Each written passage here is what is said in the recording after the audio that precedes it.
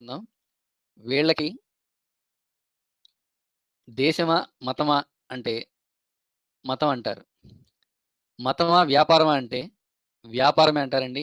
దానికి ఉదాహరణ అంటే మొత్తం అందరిని చూపించక్కర్లా. అన్నం ఉడికిందో లేదో 2 మెతుకులు చూసి చెప్పొచ్చంటారు. వీళ్ళ మాటల్లోనూ, వీళ్ళ చేష్టల్లోనూ బయటపడుతోంది. అది పూర్తిగా బయటపడిపోయిందిప్పుడు. కాతే నిజం నోట్లోంచి అలా బయటకొచ్చేసిందంతే. సాధారణంగా రాజకీయాలపై ఎక్కువ మంది క్రైస్తవుల అభిప్రాయం ఏంటంటే రాజకీయాలు మనకు అనవసరం, దేవుడు చూసుకుంటాడు. నిజమేనండి. వాస్తవంగా కేంద్రంలోనైనా రాష్ట్రంలోనైనా ఎవరిని కూర్చోబెట్టాలో వారినే ఆయన ఇష్టానుసారంగా సీఎంగా కానీ పిఎంగా కానీ చేసి కూర్చోబెడతారు. మరి అలాంటప్పుడు వీళ్ళు పిలిపివ్వడం ఎందుకు? ఆళ్ళకొట్టేయండి, ఈళ్ళకొట్టేయండి అని.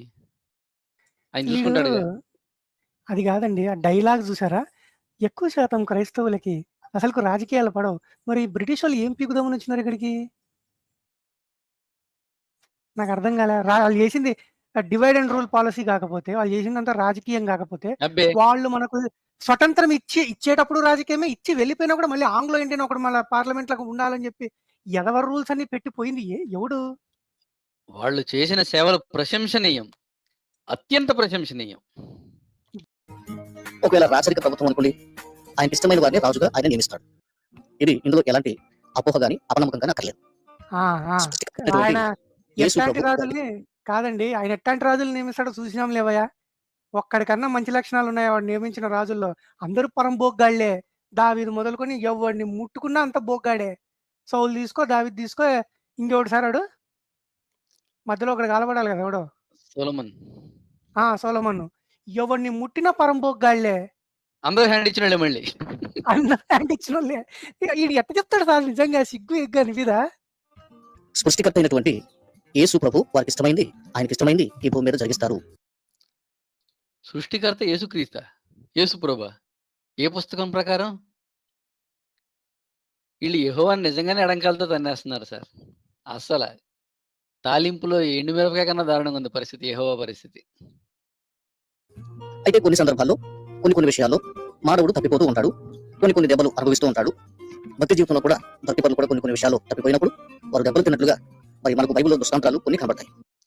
అంటే ఇప్పుడు వీళ్ళు చెప్పేది మణిపూర్‌లో జరిగిన గొడవల్లో నష్టపోయిన వాళ్ళందరూ కూడా తప్పులు చేసి దెబ్బలు తిన్నారు. యెహోవానే కొట్టిచ్చాడు, లేకపోతే యేసే కొట్టిచ్చాడు ఆళ్ళని. అంతేనా? బీజేపీ గవర్నమెంట్ గాని, హిందువులకు గాని దీంట్లో ఏ సంబంధం లేదు. ఏమంటారు పృథ్వీ? అనడానికి ఏముందండి. అంతే కదా మరి. అంతే అన్ని మన ఆళ్ళు దేవుడే చేసి చేయిస్తే హ్మ్. ఆళ్ళు చేసిన తప్పులకి వాళ్ళకి లెసన్ నేర్పడం కోసం, తన వైపు తిప్పించుకోవడం కోసం యేసు కొట్టిచ్చాడు అంటున్నాడు మణిపూర్‌లో క్రైస్తవుల్ని. లేదు మరి లేదండి. లేదు. చెప్పండి. లెసన్ నేర్పడం కోసం కాదు. కొట్టినప్పుడు వాళ్ళు వెనక్కి తిరిగితే మహిమ. అది. మీరు గుడ్డి వాళ్ళకి ఎందుకు పుట్టించాడు అనుకుంటున్నారు? గుడ్డి వాళ్ళు లెసన్ నేర్చుకుంటారా కళ్ళెంత విలువ అని చెప్పి? కాదు లేదు. కదా! ఆయన మహిమ బయలుపరచుకోవడం కోసం. అది. ఆయన ఎంత దయాళువో చెప్పుకోవడం కోసం. ఇప్పుడు బయట రేపులు ఇవన్నీ ఎందుకు జరుగుతాయండి? నువ్వేమీ చేశావు నేరం, నిన్నెక్కడంటింది కాదు, నిన్నప్పుడంటింది పాపం, ఇప్పుడేం పోయిందమ్మా అని చెప్పేసి నువ్వు నన్ను నమ్ముకో అని అనడానికండి. అది మహిమ. దేవుడు మహిమపరచబడాలి. అన్నిటికీ అదే మూలం. అయ్యగారు చెప్తున్నారు. సరే, నేను ఇక్కడ మీకు చెప్పదలుచుకున్నటువంటి విషయం ఏంటంటే ఈ రోజున రాజకీయాలు ఎలాగున్నాయండి? రాజకీయాల చుట్టూ తిరగడం కాకుండా, లేక ప్రజల చుట్టూ తిరగడం కాకుండా, ఈ రోజున రాజకీయాలు అన్నటువంటివి మతం చుట్టూ తిరిగేటట్టుగా రాజకీయ నాయకులే నాంది పలికారని. రామమందిరం నిర్మించడం ఉదాహరణకి. తద్వారా హిందూ ఓట్లను గంపగుత్తుగా సంపాదించుకోవచ్చు అన్న భావన ఖచ్చితంగా మోదీ గారికి ఉండి తీరింది. రామ మందిర నిర్మాణంలో ప్రభుత్వ పాత్ర, దీని మీద ఏమైనా చెప్పగలవా మిస్టర్ జాన్ బి? భారత ప్రభుత్వానికి రామ మందిర నిర్మాణంలో పాత్ర ఏంటి అసలు? డబ్బులు ఇచ్చిందా? ప్లాన్ గీసిచ్చిందా? లేదంటే ఏమన్నా స్పెషల్ ప్రొవిజన్స్ ఇచ్చిందా? ట్యాక్స్ ఫ్రీ ఏమన్నా ఇచ్చిందా రా మెటీరియల్ మీద? జీఎస్టీ కట్టలేదా ఎవరైనా? ఏం మాట్లాడుతున్నా? తెలిస్తే మాట్లాడాలి, లేకపోతే తెలుసుకుని మాట్లాడాలి. ఊరికి 4 డజన్ చర్చిల దాకా కట్టుకున్నారు. ఇంకా కట్టుకున్న ఒక గుడి మీద ఏడుపు. సిగ్గుండాలి. మనిషి జన్మ ఎత్తిన తర్వాత. కోర్స్ అది ఉంటే అందులో ఉండరనుకో. ఇప్పుడు మాట్లాడతాడండి. మరి వాగాడో మరి మాట్లాడతాడో అయినా చూద్దాం. ఆ మధ్యలో భారతదేశంలో కులాలు బ్రిటిష్ వాళ్ళు తెచ్చారంటూ నోరు జారింది. భారతదేశంలోకి కులాలను బ్రిటిష్ వాళ్ళు తెచ్చారా? ఇది ఎంత హాస్యాస్పదంగా ఉందండి. వాస్తవం మరి ఎవరు తెచ్చారు? చెప్పాలంటే ఆ బ్రిటిష్ వాళ్ళు వీటిని వ్యతిరేకించారు. అవునా? సెన్సస్ తీసింది ఎవరు? దేశం మొత్తం మీద ఏ కులం ఎంత ఉందని చెప్పి సెన్సస్ తీసింది ఎవరు? వ్యతిరేకించారు వాళ్ళు. మిషనరీలు కానీ బ్రిటిష్ వారు కానీ బ్రాహ్మణులు వాళ్ళని మంచి చేసుకుని, బాబు మీరు చెప్పిందల్లా చేస్తాం, మీరు చక్కగా మా దొంగతనం చేసుకోండి, మా దోచుకోండి, మా తినండి, అమ్మాయిలు మీరు పాడు చేయండి, లేకపోతే మీకు ఏం కావాలంటే చేసుకోండి అన్నట్లుగా వీళ్ళు ప్రవర్తించారు బ్రాహ్మణ. అదే అడుగుతున్నాను సార్. ఆధారం రేపు మనకు సబ్మిట్ చేస్తాడండి. బ్రాహ్మణులు అమ్మాయిలు పాడు చేసుకోమని చెప్పారంటే, ఇక్కడ ఉన్న సంపద దోచుకోమని చెప్పారంట. అంటే ఇప్పుడు బ్రిటిష్ వాళ్ళు వచ్చింది దోచుకోవడానికి వీడు యాక్సెప్ట్ చేస్తున్నాడు ఇండైరెక్ట్ గా. మనోళ్ళే దోచుకోమని, బ్రాహ్మణులు దోచుకోమని చెప్పారంట. మరి ఏ బ్రాహ్మణుడు చెప్పాడో, మరి అప్పుడు ఈయన ఎక్కడున్నాడో అది కాదు అసలు. ముందు అసలు అది కాదు విషయం. ఇందాక ఎవరన్నా వాగింది అన్నాడు కదా, మరి ఈ నోటి దొరుసునేమనాలి? ఇది వాగుడా లేకపోతే ఇంకా పిచ్చవాగుడా? ఎంతసేపు ఆ బ్రిటిష్ వాడిని పొగుడుకోవటం, ఆ వచ్చిన వాడిని పొగుడుకోవడం తప్పించి, ఆ బ్రాహ్మణులు కూడా ఇట్లాంటి వాడే ఉంటాడు. అప్పుడు ఇలాంటి వాళ్ళు ప్రతి కులంలో, ప్రతి వర్ణంలోనూ, ప్రతి చోట ఉన్నారు కదా, వీళ్ళంటి వాళ్ళే ఉంటారు.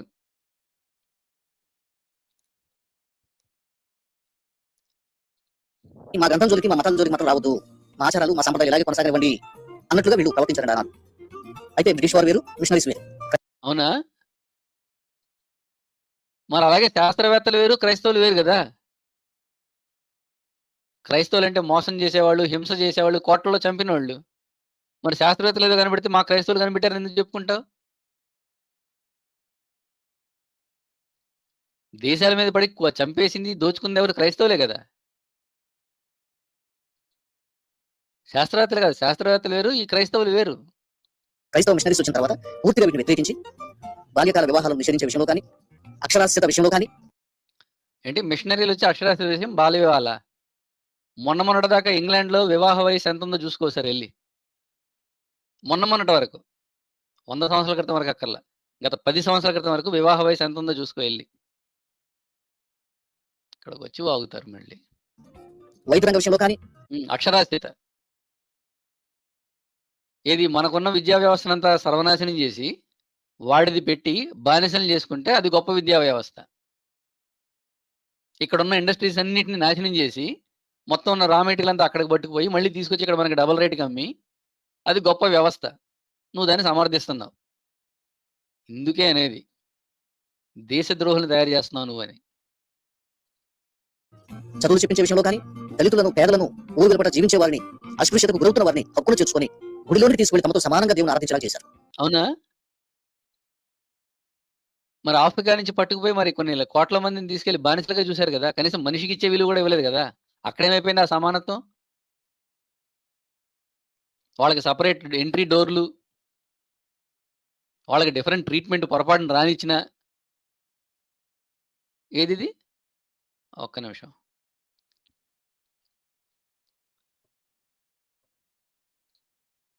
దళిత్ క్రిస్టియన్స్ వెళ్ళి క్యాస్ట్ డిస్క్రిమినేషన్ ఇన్ చర్చ్ అంట. మరి ఇదేంటిది? ఏంటంటే ఇది? వెళ్ళి అడిగారు ఒకసారి వెళ్ళి. అసలు బానిసత్వం పెట్టిందే ఆ పుస్తకం కదా. పొరపాటున వేరే తెగవాడు ఎవడన్నా అంటే, ఇప్పుడు లేవీయుడు కాకుండా ఇంకెవడన్నా గుడారం దగ్గరికి వస్తే పొడి చంపేయమని చెప్పాడు డైరెక్ట్ గా. ఆ పుస్తకంలో నేనే దేవుడు అనుకున్నాడు, ఇన్స్ట్రక్షన్ ఇచ్చాడు అక్కడ. అది డిస్క్రిమినేషన్ అంటే. మనిషి పెట్టింది డిస్క్రిమినేషన్ కాదు. నేను దేవుడిని చెప్పుకున్నవాడు ఈ గుడారం దగ్గరికి వీడు కాకుండా ఇంకొకటి వస్తే పొడి చంపేయమన్నాడు. నువ్వు వచ్చి ఇక్కడ శుద్ధపోస కబుర్లు చెప్తున్నావు. అందుకేనండి క్రైస్తవ భారతదేశం ఇలాగా వేలు ఊని బలంగా పాతుకుపోయింది. అందుకు పాతుకుపోవాలా, మోసం చేసి పాతుకుపోతుంది.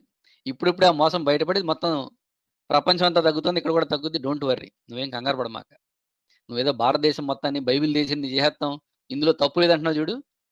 అది నీ జన్మకే కాదు కదా, నీ మనవడు జన్మ కూడా అది అవ్వదు. కనుక ఈ రోజున రాజకీయాలు అన్నవి మతపు రంగును పులుముకున్నవి. ముఖ్యంగా నోటీస్ పాయింట్, ఈ మొట్టమొదటి పాయింట్ లో నేను చెప్పదలుచుకున్నటువంటి విషయాలు ఇవి. రాజకీయాలు అన్నవి మతపు రంగును పులుముకున్నవి.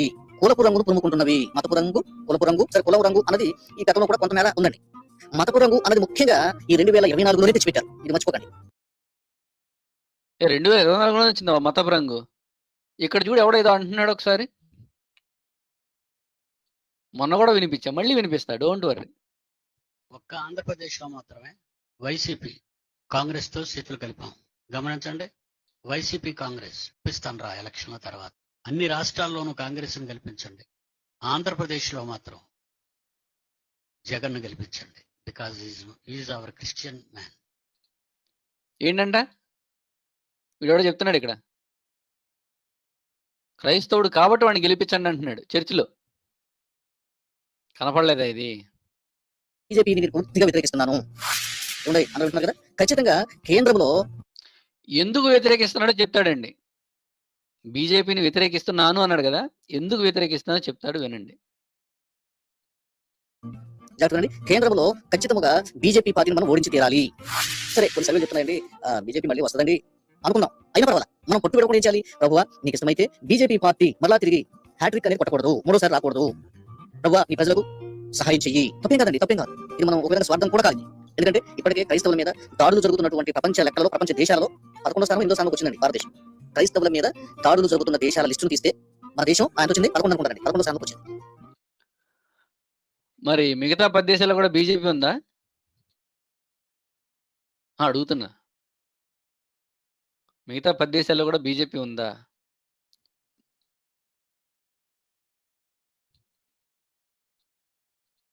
ఇలాగే బీజేపీ వస్తే మొదటి స్థానంలో కూర్చొని ఆశ్చర్యపడకల.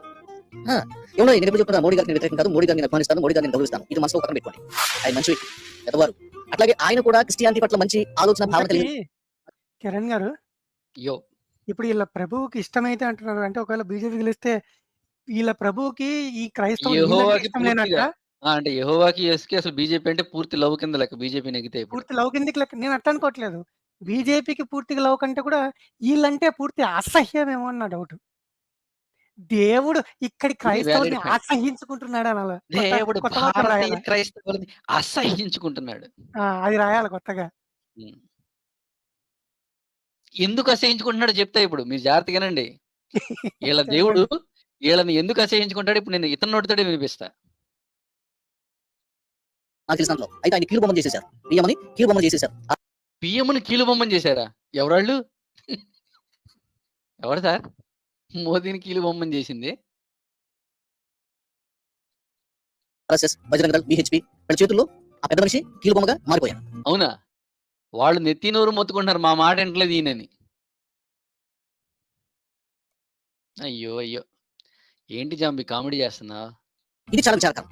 ఇంకా చెప్పమంటారా, ఈ బుద్ధి లేనటువంటి వాళ్ళు ఈ మధ్య క్రైస్తవ మిషనరీ స్కూల్స్ అన్ని బంద్ చేయాలి, మూసేయాలి, తీసేయాలి, ఏదో నోటుకు వచ్చినట్టు పిచ్చి పిచ్చిగా వీడియో ముందు పెట్టుకుని సెల్ ఫోన్ ముందు పెట్టుకుని ఏదో వీడియో చేస్తా ఉంటారు. ఈ మొదలు బ్యాచ్ కొంతమంది. నువ్వు దేంతో చేస్తున్నావు వీడియోలు? అంటే నీకంటే ఫండింగ్ వస్తుంది కాబట్టి చక్కగా అండర్ వాటర్ కెమెరాస్ కూడా కొనుక్కొని చేసుకోగలుగుతావు. మాకు అట్లాంటివి లేవుగా. ఏదో ఉన్న 10,000 రూపాయలు మా ఫోన్ తోటే చేసుకోవాలి మేము వీడియోలు. మరి మనోడు బాధ, జాన్బీ బాధ ఏంది? భారతదేశాన్ని బైబిల్ దేశంగా మారిస్తే తప్పేముంది అన్నాడు కదా. ఆ, మరి వీడికి ఇవన్నీ ఎందుకు గుర్తొస్తున్నాయి? వాడు అన్నప్పుడు మరి వాడు మాట ఎందుకో గుర్తురావా? చెప్తా.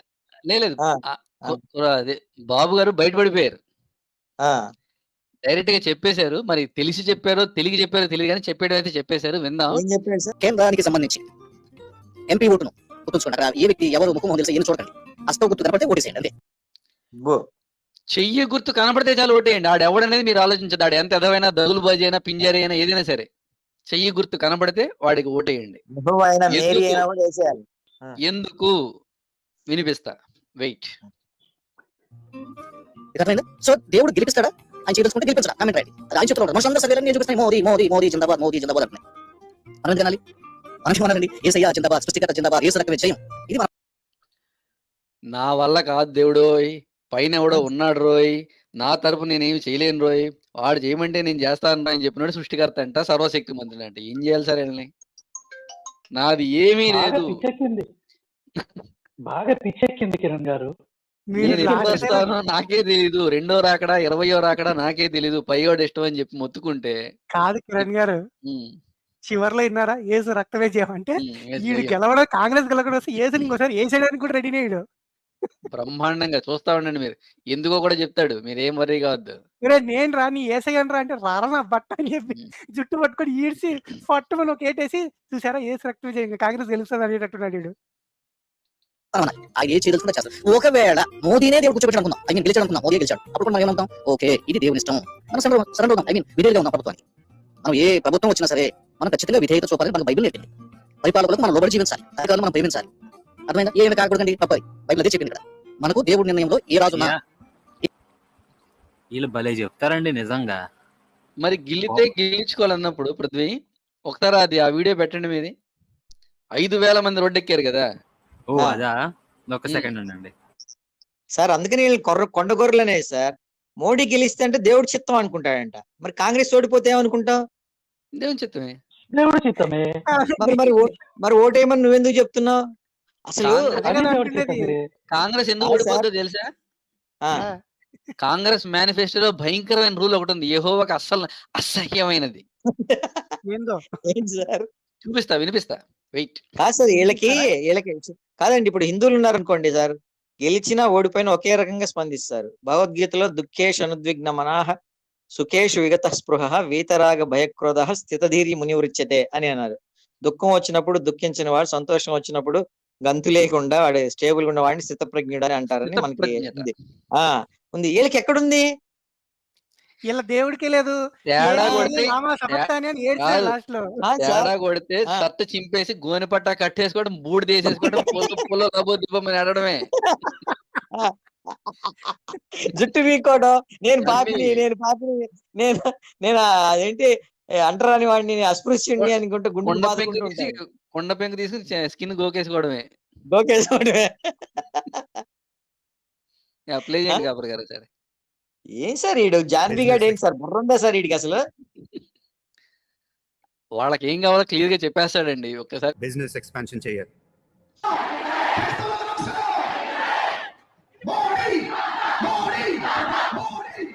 ఆపండి సరే. మరి అధికారులకి రాజ్యానికి లోబడి ఉండండి. అక్కడ ఆ సీట్లో అతను కూర్చున్నాడంటే మన దేవుడే కూర్చోబెట్టాడని చెప్పినోడు ఇప్పుడు పిలిపించి రోడ్డు మీదకి 1,000 మందిని తీసుకొచ్చి మోడీ డౌన్ డౌన్ ఎందుకు కనిపిస్తున్నాడు? చెప్పడానికే కబుర్లు, సొల్లు కబుర్లు చెప్పమంటే ఫస్ట్ ఉంటారు వీళ్ళు. అంటే వాళ్ళ దేవుని మళ్ళీ ఎడంకాలు తెగించదని అంతే. ఎన్నిసార్లు తంటారు సార్ వీళ్ళు? ఇలా కాలు పడి వీళ్ళని స్వకీయ జనంగా చేసుకుని ఎందుకు తన్నించుకుంటున్నాడా? రోజు తన్నించుకుంటున్నాడు. యెహోవా తీసుకొచ్చి అభిషేకించి కూర్చోబెట్టిన మోదీని డౌన్ డౌన్ అంటారు వీళ్ళు. అదే కదా. డౌన్ డౌన్ అంటే మీరు ఏమైపోతారు? దుంపనాశనం అయిపోతారు మీరు. వ్యభిచార సంతానం తిడతాడు ఇప్పుడు యెహోవా. మీరు అక్కడికి రెండరా ముందంటాడు. దాని కొడుకు వీడు కాదు, అదేదో అంటారు, నీ కుండలు పగిలిపోను, మీ పెంకులు రాలిపోనని. ఒలీవకాయలు. ఖచ్చితంగా మనం స్పందించాలి. ఖచ్చితంగా బీజేపీ మనం ఓడించి తీరాలి. ఖచ్చితంగా మన కాంగ్రెస్ పార్టీకి ఓటు వేసి తీరాలి. గెలిచిన ఓడించాలి. చెప్తాడు అట్లా ఫిక్స్ చేసుకోండి మైండ్. అర్థమైనా? సరే. ఇక ఇక్కడికి వచ్చేస్తే లోపలికి వస్తే ఏమండి మరి టీడీపీ, జనసేన, లేకపోతే బీజేపీ ఎంపీలు ఇది ఒక్కటి అండి మీకు. జగన్ గారి ప్రభుత్వం ఉంది, జగన్ గారి ప్రభుత్వం మరి ఎంపీలు ఉన్నారు, మనం వెళ్ళి వచ్చి అంటే ఇక్కడ వచ్చి చిక్కే ఉంచిపోయిందంటే ఖచ్చితంగా జగన్ గారు నిలబెట్టే ఎంపీలకి మీరు ఓటేయండి చెప్పామండి ఈ విషయంలో. కానీ జగన్ గారి సపోర్ట్ కూడా మీ అందరికీ తెలిసిన విషయమే. ఎంపీల పరంగా ఓకే, కేంద్రంలో జగన్ గారు సపోర్ట్ చేస్తున్నాడు కనుక అర్థమైనా? ఇక్కడ కాదండి, కేంద్రంలో నాకు ఇష్టం లేదు వేయించడం. అలాగే తెలుగుదేశం అయినా జనసేన అయినా ఇక వీళ్ళు వాళ్ళ ఏకంగా ఫ్రెండ్షిప్ చేస్తున్నారు కాబట్టి అర్థమైందా? వాళ్ళకి ఫ్రంట్ ఒక బ్యాచ్ ఏర్పడ్డారు కాబట్టి వాళ్ళకి వేయండి అని చెప్పాను. కాంగ్రెస్ మాత్రమే ప్రత్యేకంగా ఉంది, ప్రత్యేకంగా ఉంది దేనికి? బీజేపీకి. కనుక ఖచ్చితంగా మనకి దారి లేదు, మార్గం లేదు. గెలిచినా గెలవకపోయినా కేంద్రానికి సంబంధించిన ఎంపీ ఓటుని మీరు కాంగ్రెస్ కే వేయండి. వాడు విధమైన సన్నాసైన దగులు బజైన వాడికే వేయండి. ఇది నా వ్యక్తిగతమైన అభిప్రాయం. నన్ను ఎవరు ఫోర్స్ చేయడం కానీ, మీ వీడియోలో చేయండి ప్లీజ్ అండి, బతిమాలటం కానీ, డబ్బులు ఇవ్వడం కానీ నాకు ఎవరు చేయలేదండి. ఎక్కడ నుంచి నాకు సహాయం. ఎందుకు నిజాలు చెప్పుకుంటాడంటారు? అడిగారు ఏమన్నా అడిగావా ఎందుకంటే చెప్తున్నావు అని?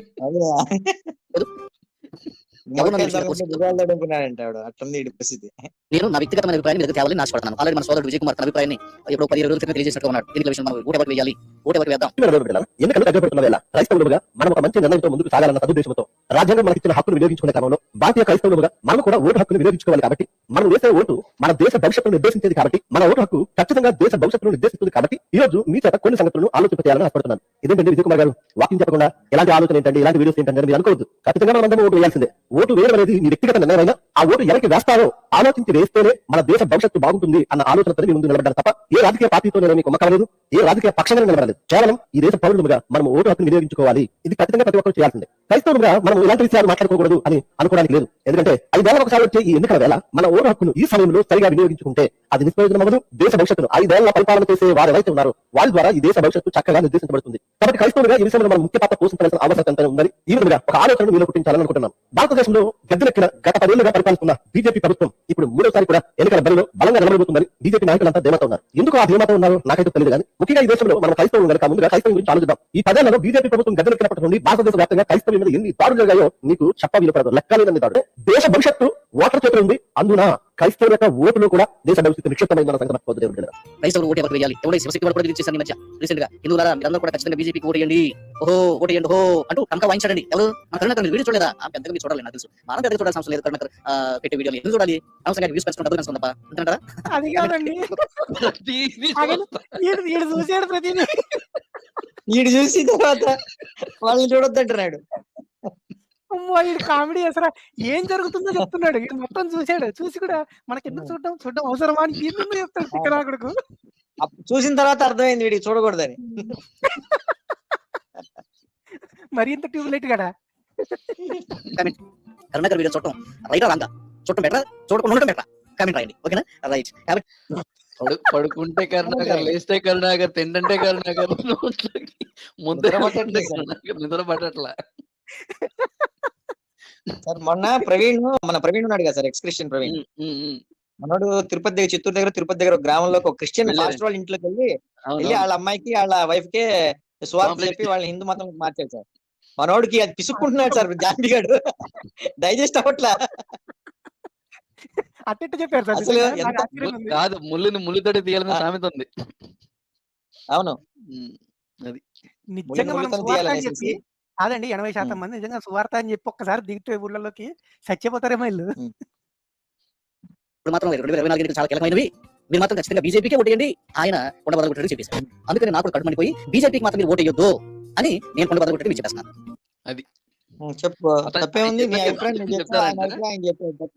కాదు కిరణ్ గారు, ఆయన అభిప్రాయం ఆయన చెప్పాడు, ఈయన అభిప్రాయం ఆయన చెప్పుకున్నాడు. ప్రజల అభిప్రాయం ప్రజలు తేల్చుకుంటారు.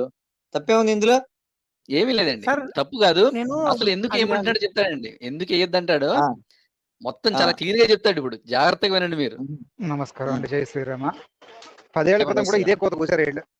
ఏమని బీజేపీ ఓటేద్రా బాబు అని చెప్పారు. ఏసఐ ఏమో గెలిపించాడు. 5 ఏళ్ల క్రితం కూడా ఇదే కోత కూసారు వీళ్ళు. ఏసఐ మళ్ళీ గెలిపించాడు. ఇప్పుడు మళ్ళీ ఓటేద్దని చెప్తున్నారు. అంటే ప్రతిసారి కూడా సాతాన్ వచ్చి వీళ్ళని పరీక్షిస్తూ ఉందన్నమాట. ఏసఐకి వ్యతిరేకంగా నడవండి, ఏసఐ మార్గం నుంచి అర్జెంట్ గా బయటకు వచ్చేయండి అని చెప్పి ఈ మన జాన్ బి ద్వారా మన సాతాన్ పలిగిస్తూ ఉన్నాడు. ఈ విశ్వాసులందరూ కూడా ఈ సాతానికి లోబడిపోయి ఆ కాంగ్రెస్ కోటేస్తున్నారు. కాంగ్రెస్ ఓడిపోతుంది. ఎప్పటికైనా బుద్ధి తెచ్చుకోండి క్రైస్తవులు. అక్కడ ఏసై చెప్తుంది బీజేపీ ఓటేయమని చెప్పి. సాతాన్ వచ్చి మిమ్మల్ని జాన్ బి రూపంలో పరీక్షిస్తూ ఉన్నాడు. మీకు పరలోకం కావాలంటే బీజేపీ ఓటేయండి, లేదు నరకానికి నిత్య నరకానికి పోయి అదేంటి ఏమగ్నది నాశనం అయిపోవాలంటే అలా అనుకుంటే కనుక కాంగ్రెస్ ఓటేసి ఏసీకి వ్యతిరేకంగా వెళ్ళండి. జాన్ బికి అదే కాంగ్రెస్ కి అనుకూలంగా ఓటేసుకుంటే మీరు నరకానికి పోతారు. జాన్ బి మాట అంటే నరకానికి పోతారు. ఎవిడెన్స్ ఏంటంటే 2 సార్లు కూడా ఈ కాంగ్రెస్ ని తీసుకెళ్లి ఎవరికి అప్పగించాడు? బీజేపీకి అప్పగించాడు యెహోవా వచ్చి. ఈసారి కూడా అలా చేస్తే మీ బతుకు అంతే. ఇంకా జై శ్రీరామ. ఏం చెప్తున్నాడో తెలుసా? ఇప్పుడైతే రాష్ట్రాలన్నింటినీ నా దాసుడగు మోదీకి వశం చేస్తున్నాను, అతన్ని సేవించడానికి మీ అందరినీ కూడా అతన్ని వశం చేస్తున్నాను అంటున్నాడు. కిరణ్ గారు, మీరు నేను 5 సంవత్సరాల క్రితం నేను ఈ వచ్చినప్పటి నుంచి చెప్తున్నాను, పరిశుద్ధాత్మ అనేవాడు ఒక వ్యక్తి అంటే ఎవరు ఫస్ట్ లో నన్ను నమ్మలేదు సార్. చెప్పే కదా సార్, ఎవరు నమ్మలేదు. కిరణ్ పాల్ గారు వచ్చారు, అందరు వచ్చేసారు నా దారికి. ఇప్పుడు నేను చెప్తున్నా, అనువాడు ఉన్నవాడు అంటే ఉన్నవాడు అంటే ఓనాన్ గారు చేస్తుంటే పక్కనే ఉన్నవాడు అని అర్థం. అనువాడు అంటే అబ్దులం గారు చేస్తుంటే ఏరా అనేవాడు, అది అన్నవాడు. ఎల్ అంటే దాన్ని ఎల్ సార్ డాక్టర్ గారు చెప్పండి. ఇది అర్థం. ఎల్ అంటే మనం ఇప్పుడు కార్ డ్రైవింగ్ నేర్చుకున్నాం అనుకోండి, ఎల్ అంటే ఏంటి సార్? లెర్నర్స్. లెర్నర్స్ అంటే ఎల్ ఏం అంటే అప్పుడు స్టార్ట్ నేర్చుకుంటారంటారు? చేసిన వాడు అనమాట. అబ్బా నేర్చుకుంటున్నాడు చూసి అదే నేర్చుకుంటున్నాడు కదా అంటారా? అది అంతే అప్పటికి చూసి ఇంగ్లీష్ లేదండి. నేర్చుకునేవాడిని ఎల్ అంటారు. అప్పటికి ఇంగ్లీష్ లేదండి. ఇక్కడ మీరు చెప్పినవి అయ్యుండొచ్చు. ఉన్నవాడంటే ఉన్నాడు, అన్నవాడంటే అన్నుండొచ్చండి. అంతకు మించి కూడా ఉన్నాయి. మీరు దాన్ని నెగ్లెక్ట్ చేస్తున్నారు. నేను ఒప్పుకోను. నేను డిఫెండ్ చేస్తా ఆయన్ని. సార్ చెప్పండి సార్, మీకు దోచింది మీరు చెప్పండి, అవి కూడా బాగుంటాయి, మేము ఆహా. వాడుకుంటాం. లేదు మీరు చెప్పినవి ఉన్నాయండి. అంతకు మించి కూడా ఆ, ఉంది. మీరు ఒక కోణంలోనే చూడొద్దు అంటున్నా. ఓకే అట్లనే సార్, మీరు షూర్ చెప్పిన షూర్ ఆయన ఉన్నాడు కదా, ఉన్నాడు. లేనని నేను అనగలనా? ఆయన లేడని లేదు, చెప్పేసి ఇవ్వడం లేదు ఉన్నాడు ఆయన. సార్, ఇవ్వడం ఆ, ఇవ్వడం ఆయన లేదు. ఆయన అనలేదని నేను అనగలనా? ఆయన అనిపించాడు అందరి చేత. ఆయన అన్నాడు అవును. రకరకాలుగా. ఒక మాట అనలేదని కూడా నేను ఉందండి, అనలేను. లేదన్నాడా కాదన్నాడా. నేనే కాదండి, బీజేపీ ప్రభుత్వాన్ని చాలా మంది ద్వేషిస్తున్నారన్న సంగతి మీకు తెలుసా? లేకపోతే మరో క్లిప్ చూద్దాం. కాంగ్రెస్ కూడా చాలా మంది ద్వేషిస్తున్నారు, యేసును కూడా చాలా మంది ద్వేషిస్తున్నారు. అయితే ఏంటి ఇప్పుడు? ఎంతమంది దేశంలో బీజేపీ వద్దు, బీజేపీ వద్దు, బీజేపీ వద్దు, బీజేపీ గెలవకూడదు అని కోరుకుంటున్నారు. ఈ పార్టీ మీకు అర్థమైంది కదా. ముస్లింస్ వద్దంటున్నారు, క్రైస్తవులు వద్దంటున్నారు, అంబేద్కర్ వద్దంటున్నారు, సూదులు వద్దంటున్నారు, బీసీలు వద్దంటున్నారు. చూసారా? మరి మొత్తం అంతా వీళ్ళే ఉన్నప్పుడు ఇంకెందుకు వస్తాడు ఆయన? నేను గెలవడు అందరూ కదా వీళ్ళే సార్, కదా ఉంది, గెలవకూడదు కదా. కాదు సార్, వీడు ఇప్పుడు జాన్వి గడ్ ఏమన్నాడు, వీళ్ళొద్దు వాళ్ళొద్దు అంటున్నారు. మరి వద్దన్నప్పుడు ఓడిపోవాలి కదా, మరి ఎందుకు గెలుస్తున్నాడు రా బాబు? చెప్తారు సార్ వద్దన్నప్పుడు ఓడిపోవాలి కదా, మరి జనాలు అందరూ అగైనెస్ట్ గా ఓట్లు వేస్తే ఓడిపోతాడు కదా, మరి ఎందుకు గెలుస్తున్నాడు? అదే చెప్తాడండి ఇప్పుడు. అది కూడా అంటే చెప్పాడు. మనందరి యేసు ప్రశ్నలకి కావాలంటున్నాడు సార్, అది అది యేసు అటువంటి కావాలంటున్నాడు, అందుకని వీళ్ళు ఎగ్జాక్ట్ వద్దన్నా కూడా ఆయన కావాలంటున్నాడు. ఆ పుస్తకం ప్రకారం. ఇక వాళ్ళు అది ఆ వద్దంటున్నారు, పుస్తకం ప్రకారం. అయితే వాళ్ళ దుర్మార్గపు చర్యలను కూడా మనం చూస్తున్నాం. చూసారా? ఏమండి, వాళ్ళ యొక్క ముఖ్యంగా క్రైస్తవ సమాజానికి చాలా నష్టం చేశారండి. ఈ విషయం బయటకు రాలేదు కానీ మీకు తెలుసో లేదో, జాగ్రత్తగా ఉండండి, ఇదే అసలు పాయింట్ వీళ్ళ టాపిక్ కి. మన తెలుగు రాష్ట్రాల్లో దేశవ్యాప్తంగా మిషనరీస్ ఉన్నారు మనకి.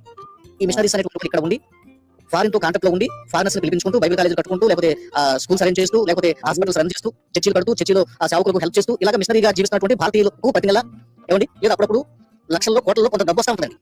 అది ప్రతి నెల అప్పుడప్పుడు లక్షల్లో కోట్లలో ఉంది. జాగ్రత్తగానండి. ఈ విషయం తెలుసా? అయితే మోదీ ప్రభుత్వం దాన్ని బ్యాన్ చేసింది. పోయిన సంవత్సరం అంతకు ముందు సంవత్సరం ఒక్క పైసా కూడా మిషనరీస్ అది ఈడి ఏడుపు.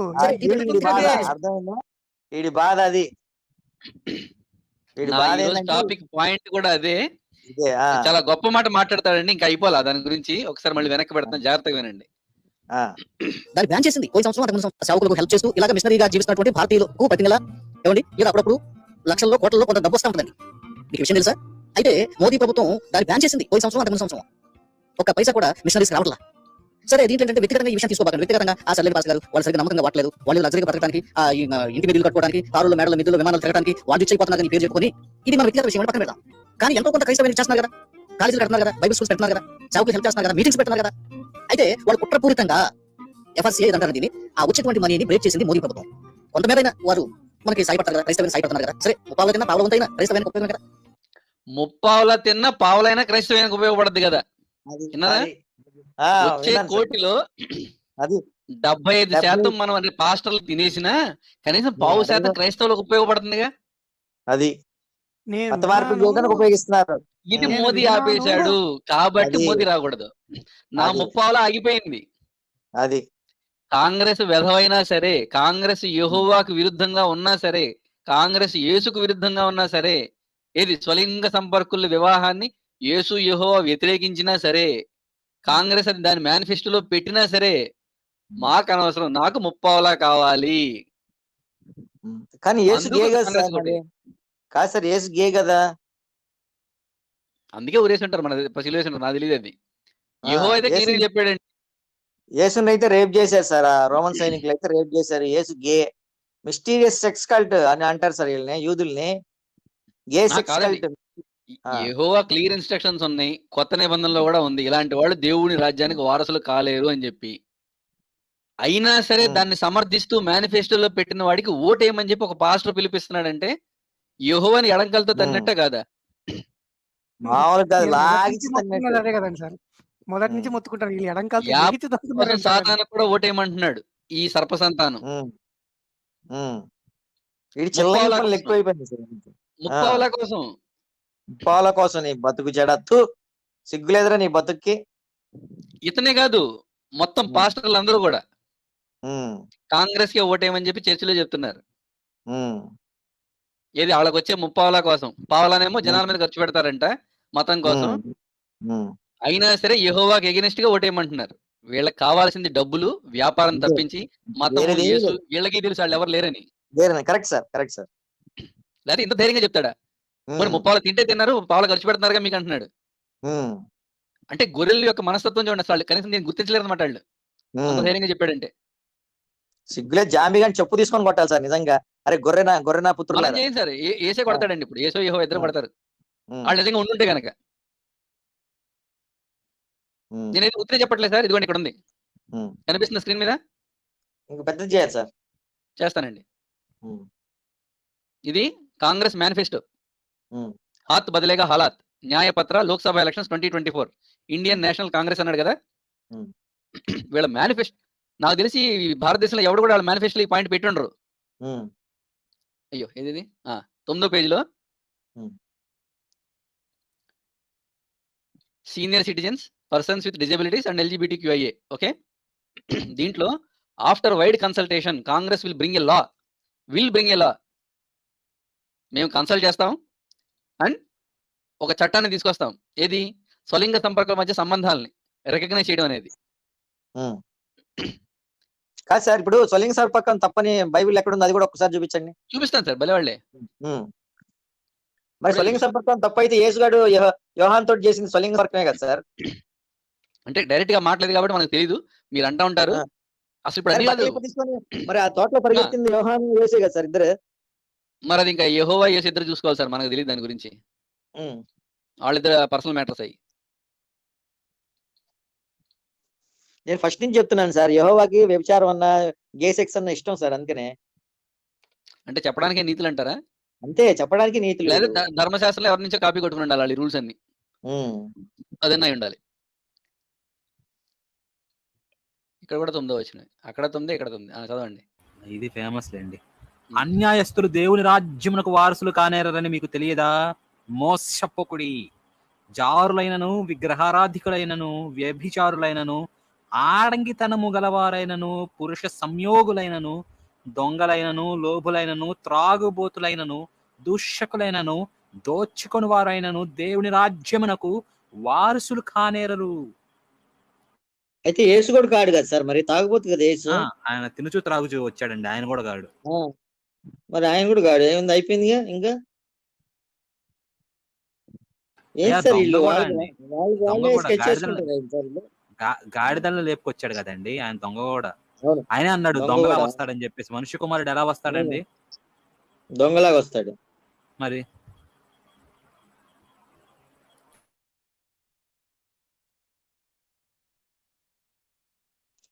అదేంటి సార్ 22 ఏంటి సార్? స్త్రీ శయనము వలె పురుష శయనము కూడదా? అది హేయమా ఏంటంటే?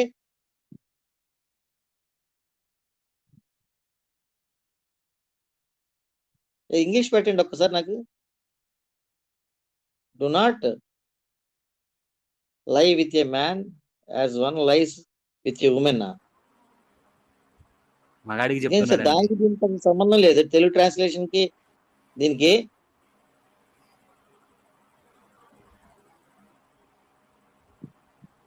మగాడికి చెప్తున్నాడండి. మీరు ఎట్లా చేస్తారో ఆ పని ఎడతోటి చేయొద్దని చెప్పేసి. కాదండి, ఇట్లాంటి పనికి మాలిన పనిని పుస్తకం చెప్పింది. ఏది? వీళ్ళు దైవ గ్రంథం, మా దేవుడు సర్వశక్తిమంతుడు సృష్టికర్త అనుకునేవాడు పెట్టిన నియమం వీళ్ళు తీసుకొచ్చి ఇప్పుడు ఇలా కాంగ్రెస్ మేనిఫెస్టోలో పెట్టి దీన్ని మేము లీగలైజ్ చేస్తాం, ఇది తప్పు కాదని చెప్పి చెప్తుంటే వెళ్ళి వాడికి ఓటేయమంటున్నాడంటే వీళ్ళు ఏం చేయాలి అసలు? వీళ్ళు ఇప్పుడు క్రైస్తవులు వీడు కూడా గే సెక్సువల్ అయి ఉంటాడు, గే అయి ఉంటాడు సార్. జాంబీ గాడు కూడా నాకు తెలియదు సార్. నా అనుమానం. ఎందుకంటే ఇప్పుడు సాక్షాత్ దాంట్లో వీడు సృష్టికర్త అనుకుని భావించేటువంటి ఒకడు ఇది తప్పురా బాబు ఇట్లా చేయకూడదురా అంటే, లేదు అలా చేసే వాళ్ళకి మద్దతు ఇస్తున్నా అంటే వీడు కూడా గే అయి ఉంటాడు నా దృష్టిలో. జాంబీ కూడా గే అయి ఉంటాడు సార్, యేసుగాడి లాగా. తెలియదు sir, I can't comment. But వ్యాపారం కోసం యెహోవాని మాత్రం చిత్రహింసలు పెడుతున్నారండి వీళ్ళు మాత్రం. నిజంగా యెహోవా అంటూ ఉంటే గనక కుమిలి బాధపడతా ఉంటాడు పైన. నిజం సార్, నిజం. మామూలు కుమిలి కాదు, కుమిలిపోవడం కాదు. ఆనాడు యూదులు చిత్రహింసలు పెట్టారు మానసికంగా, ఇప్పుడు వీళ్ళు చిత్రహింసలు పెడుతున్నారు మానసికంగా. మీరు మంజునాథ్ సినిమా చూసారా? అందులో శివుడు అంటాడండి, అప్పుడెప్పుడో గరళం దాగాను, నాకు అప్పుడు గొంతు మీద పడింది మచ్చ, ఈ రోజు నా ప్రియ భక్తుని ప్రాణం తీయాల్సి వస్తుంది, ఇప్పుడు నా గుండెల మీద పడింది నిజమైన మచ్చ అని. యేసుకి అప్పుడెప్పుడో మేకలు కొట్టారండి, కాళ్ళకి చేతులకి, తలకి ముళ్ళ కిరీటం పెట్టారు. కానీ ఇప్పుడు వీళ్ళు చేసే పనులకి ఆయన సెంటర్ గుండెల్లో కొట్టినట్టు అవుతుంది అనమాట మేకు ఎంత లావుది. అది అంటే మిగిలిపోయింది కదా పార్ట్. దాని మీద వీళ్ళు కొడుతున్నారు మేకు. రక్తం సరిగ్గా పారట్లేదు, మనం కడగడం పరిస్థితి. మీరు బయట ఎక్కడన్నా ఫోటోలు చూడండి, ఏసీ ట్రాన్స్పరెంట్ హార్ట్ వాడు పెడతారంటే లోపల కనిపించేది, దాని చుట్టూ ముళ్ళు ఉంటాయి. యేసుకి అట్లా చేశారా? చేయలా, వీళ్ళు చేస్తున్నారు. దాని అర్థం ఆయనకి ఏదైతే గుండె ఉందో దానికి కూడా ముళ్ళే చేస్తున్నారు అనమాట. దాని మీనింగ్ అది మీకు అర్థం కాదు, మీకు అది వదిలేసారు ఆయన, మేము వేస్తాం ఇప్పుడు అని చెప్పి చేస్తాం. అదే ముళ్ళు ఒలివకాయలకు చుట్టలే ఇంకా. అయ్యా నీళ్లు తాగుతున్నాను ముక్కులో నుంచి వచ్చినాయి, ఈ కరెక్ట్ టైంకి చెప్పాడు ఆయన. ఇంకా ఇవన్నీ అవును సార్, కాదు గుండె చుట్టిన వాళ్ళు ఒలివల కాయలకి చుట్టకూడదా?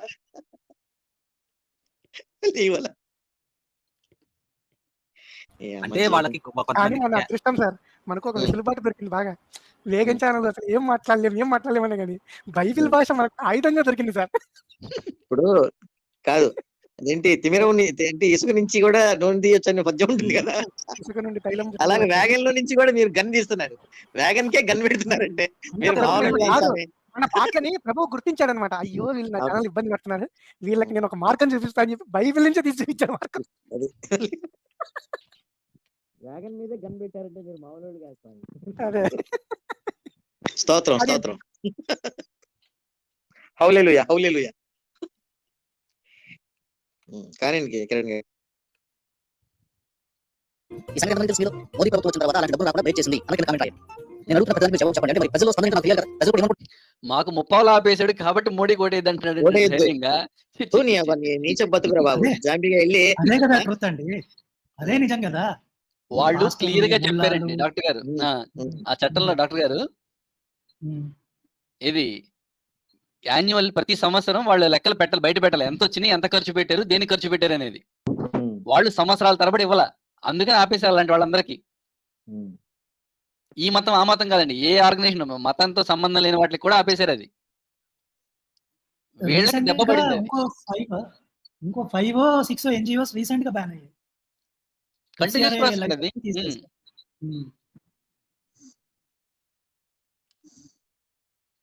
నాకు తెలియాలి కదా, మీ అభిప్రాయాలు కూడా నేను గౌరవించాలి కదా. కాబట్టి రాయండి. ఒకవేళ మీకు కొన్ని 100 మంది రాసిన రిప్లై ఇవ్వలేకపోవచ్చు, ఏదైనా ఇంపార్టెంట్ వాటినా మా టీం నుండి మీకు తప్పనిసరిగా రిప్లై వస్తుంది. ఆ మధ్యలో కేరళలో పెద్ద మినిస్ట్రీ అండి, గాస్పల్ ఏషియా అన్నది తెలుసు కదా, చాలా బాగా పెద్ద సంస్థ అది. దాని మీద రైట్ చేసి ఏదో అక్రమంగా డబ్బులని బ్యాన్ చేశారు. డబ్బు రానివట్ల క్రైస్తవ మిషనరీ స్కూల్స్ కూడా మూసేయాలని ఆలోచన ఉంది. డబ్బు రానివ్వట్ల, డబ్బు డబ్బు అన్నిటికీ మూలం, ఆ ధనం కూడా పెట్టడానికే. సార్ నిజంగా సార్, చచ్చినాడు పెళ్లికి వచ్చిందే కట్నం అంటే వీళ్ళని చూస్తేనే నాకు అర్థమైంది. చక్కగా ఫండ్స్ వచ్చే వాళ్ళని ఇప్పుడు కేవలం గొర్రెల దశమ భాగం మీద మాత్రమే ఆధారపడుతున్నారు. వాడు ఒకడు ఇస్తాడు, ఒకసారి ఇయ్యడు, వాడికి తిక్కలేసి ఇబ్బందులు ఉన్నప్పుడు కెలికితే తిడతాడు కాబట్టి ఎక్కువ అడగలేడు. ఇలా బాధ.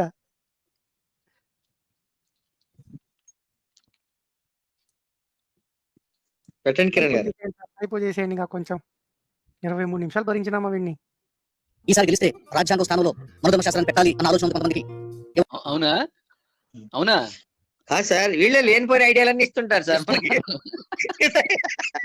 నిజంగా ఎవరికి ఉండదు, వీడు అన్న మాటని బట్టి అది పెడితే ఎలా ఉంటుందని డౌట్ వస్తుంది. కాదు అశ్లేష గారు, సార్ ఇప్పుడు భారతదేశాన్ని బైబిల్ దేశంగా మారుద్దామని పిచ్చి కూత కూసింది వీడే. మరి అది తప్పైతుంది. అదే కాదు సార్, 100 కోట్ల మంది హిందువులు నమ్మేటువంటి మన ధర్మశాస్త్రాన్ని పెడితే తప్పేంట్రా జాన్వి? నీకేం నొప్పి ఉంటే ఈ దేశంలో అశ్లేష్ గారు 100 కోట్ల మందిలో 100 మంది కూడా తెలియదండి అదేంటో వీళ్ళు చెప్పే వరకు. అవును నిజం సార్, నాకు కూడా తెలీదు.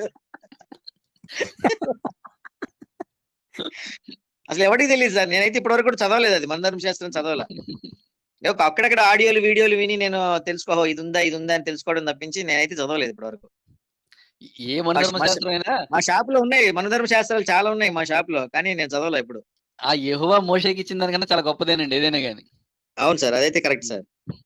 రకరకాలుగా భయంకరమైన దినాలు రాబోతున్నాయి, జాగ్రత్త. ఓటు వేసే ముందు జాగ్రత్త. జాగ్రత్తగా భయంకరంగా మా ముప్పావలా కాదు పావలా కూడా గండి పడుతుంది ఇక్కడ. అది అది నరసింహగాలు కూడా పోతున్నాయి. కాబట్టి మాకు ఆ ముప్పావలా ఇవ్వండి. 1-4 సార్లు ఆలోచించండి, మంచి డిసిషన్ తీసుకోండి. ఇక్కడ కేంద్రానికి సంబంధించి తెలుగుదేశం పార్టీ వారున్నా, వైసీపీ పార్టీ వారున్నా, ఏమండి జనసేన పార్టీ వారున్నా, ఎంపీ స్థానానికి సంబంధించి దయచేసి మీరు కాంగ్రెస్ కే ఓటేయండి. అవును దీనికి అర్థాలు వచ్చి వీడికి కాదు సార్, వీడికి గే సెక్స్ అంటే ఇష్టం కదా, అందుకని కాంగ్రెస్ కి ఏమని చెప్తున్నాడు. కరెక్టే జాన్బీ. నా టార్గెట్ అంతా కూడా కేంద్రం మీదే. గెలవకపోయిన ఓట్ రేటింగ్ పెరుగుతుంది, బలం పెరుగుతుంది. దేవుడు ఆశ్చర్యంగా ఏదో కార్యం చేస్తాడు, మనం నమ్ముదాం. ఓకే, మీరు దుర్మార్గాలు బట్టి ఎంతమంది మీరు ద్వేషిస్తున్నారని మీకు అర్థమైంది కదా. ఆ వార్త మీరు విన్నారు కదా, అంతే కదండి. సరే ఇది వార్త అండి, పుకార్లు అనుకున్నాం. వీళ్ళని మంచి వాళ్ళ స్వయంగా బీజేపీ పార్టీ అధ్యక్షుడైనటువంటి అమిత్ షా గారు ఉన్నారు, మీకు వినిపిస్తాం. జాగ్రత్తగా వినండి. వినండి. 24 में फिर से नरेंद्र मोदी प्रधानमंत्री बनने जा रहे हैं। भारतीय जनता पार्टी की सरकार बनेगी तो एक गैर संवैधानिक रिजर्वेशन को हम समाप्त कर देंगे। విన్నారు కదండి, ఎంత దారుణం అండి, ఎంత దారుణం అండి, ఎంత దారుణం అండి. సార్ ఇన్ని లోపలేయచ్చు సార్. లోపల వేయటం కాదు, అసలు ముందు అక్కడ ఏం చెప్పాడో అర్థం కాల. ఏమన్నాడు ఆయన? సంవిధాన్ సమాప్త్ కరేంగే అన్నాడు. కాదు కాదు నాకు అర్థం కదండి. కాదు. కాదు దాంట్లో ఉమ్. రాజ్యాంగానికి విరుద్ధంగా ఉన్న రిజర్వేషన్లు క్యాన్సిల్ చేస్తామని చెప్పాడు అమిత్ షా. ఓకే, ఇది కాదు ఇప్పుడు ఇప్పుడు ఈడు ప్లే చేసింది అది కాదు సార్. ఇతను ప్లే చేసిన సరిగ్గా కట్ చేయడం చేత కాలేదండి వీళ్ళకి. కింద తెలుగులో తప్పు రాశారు. కాదు కాదు సార్, వీళ్ళు కాదు, కరెక్ట్ గానే కాదు, కట్ కిరణ్ చేశారు గారు. సార్, కావాలని. వీడు కట్ చేసి ఒక్కసారి కట్ చేసిన దాంట్లో ఏమంటే नरेंद्र मोदी ఒక్కసారి प्रधानमंत्री बनने जा रहे हैं। भारतीय जनता पार्टी की सरकार बनेगी तो एक गैर संवैधानिक रिजर्वेशन को हम समाप्त कर देंगे। కట్ చేసి పెట్టారు ఆ ముక్క అక్కడ. అది కాదు లేదన్నా ఇది అన్న ఒక క్షణం నేను మాట్లాడచ్చా. లేదు సార్, దీని గురించి నేనే ఇది ఏఐ గురించి ఉందా, ఏఐతో డీప్ ఫేక్ చేశారన్నది కేసు నడుస్తుందన్న. ఇతను నేను దీన్నే చెప్తాను సర్క్యులేట్ చేస్తున్నాడు. చెప్పండి ధర్మ గారు. అదే సార్, ఈ ఈ డిస్టర్బెన్స్ అంతా తీసి కాస్త ఫుల్ స్క్రీన్ పెట్టి వీడియో జస్ట్ 0.25x లో ప్లే చేయండి, మీకు అర్థమవుతుంది. ఫీచర్లు గ్రెయినీగా ఉంటాయి. అది జరిగింది కాదు, రాసింది.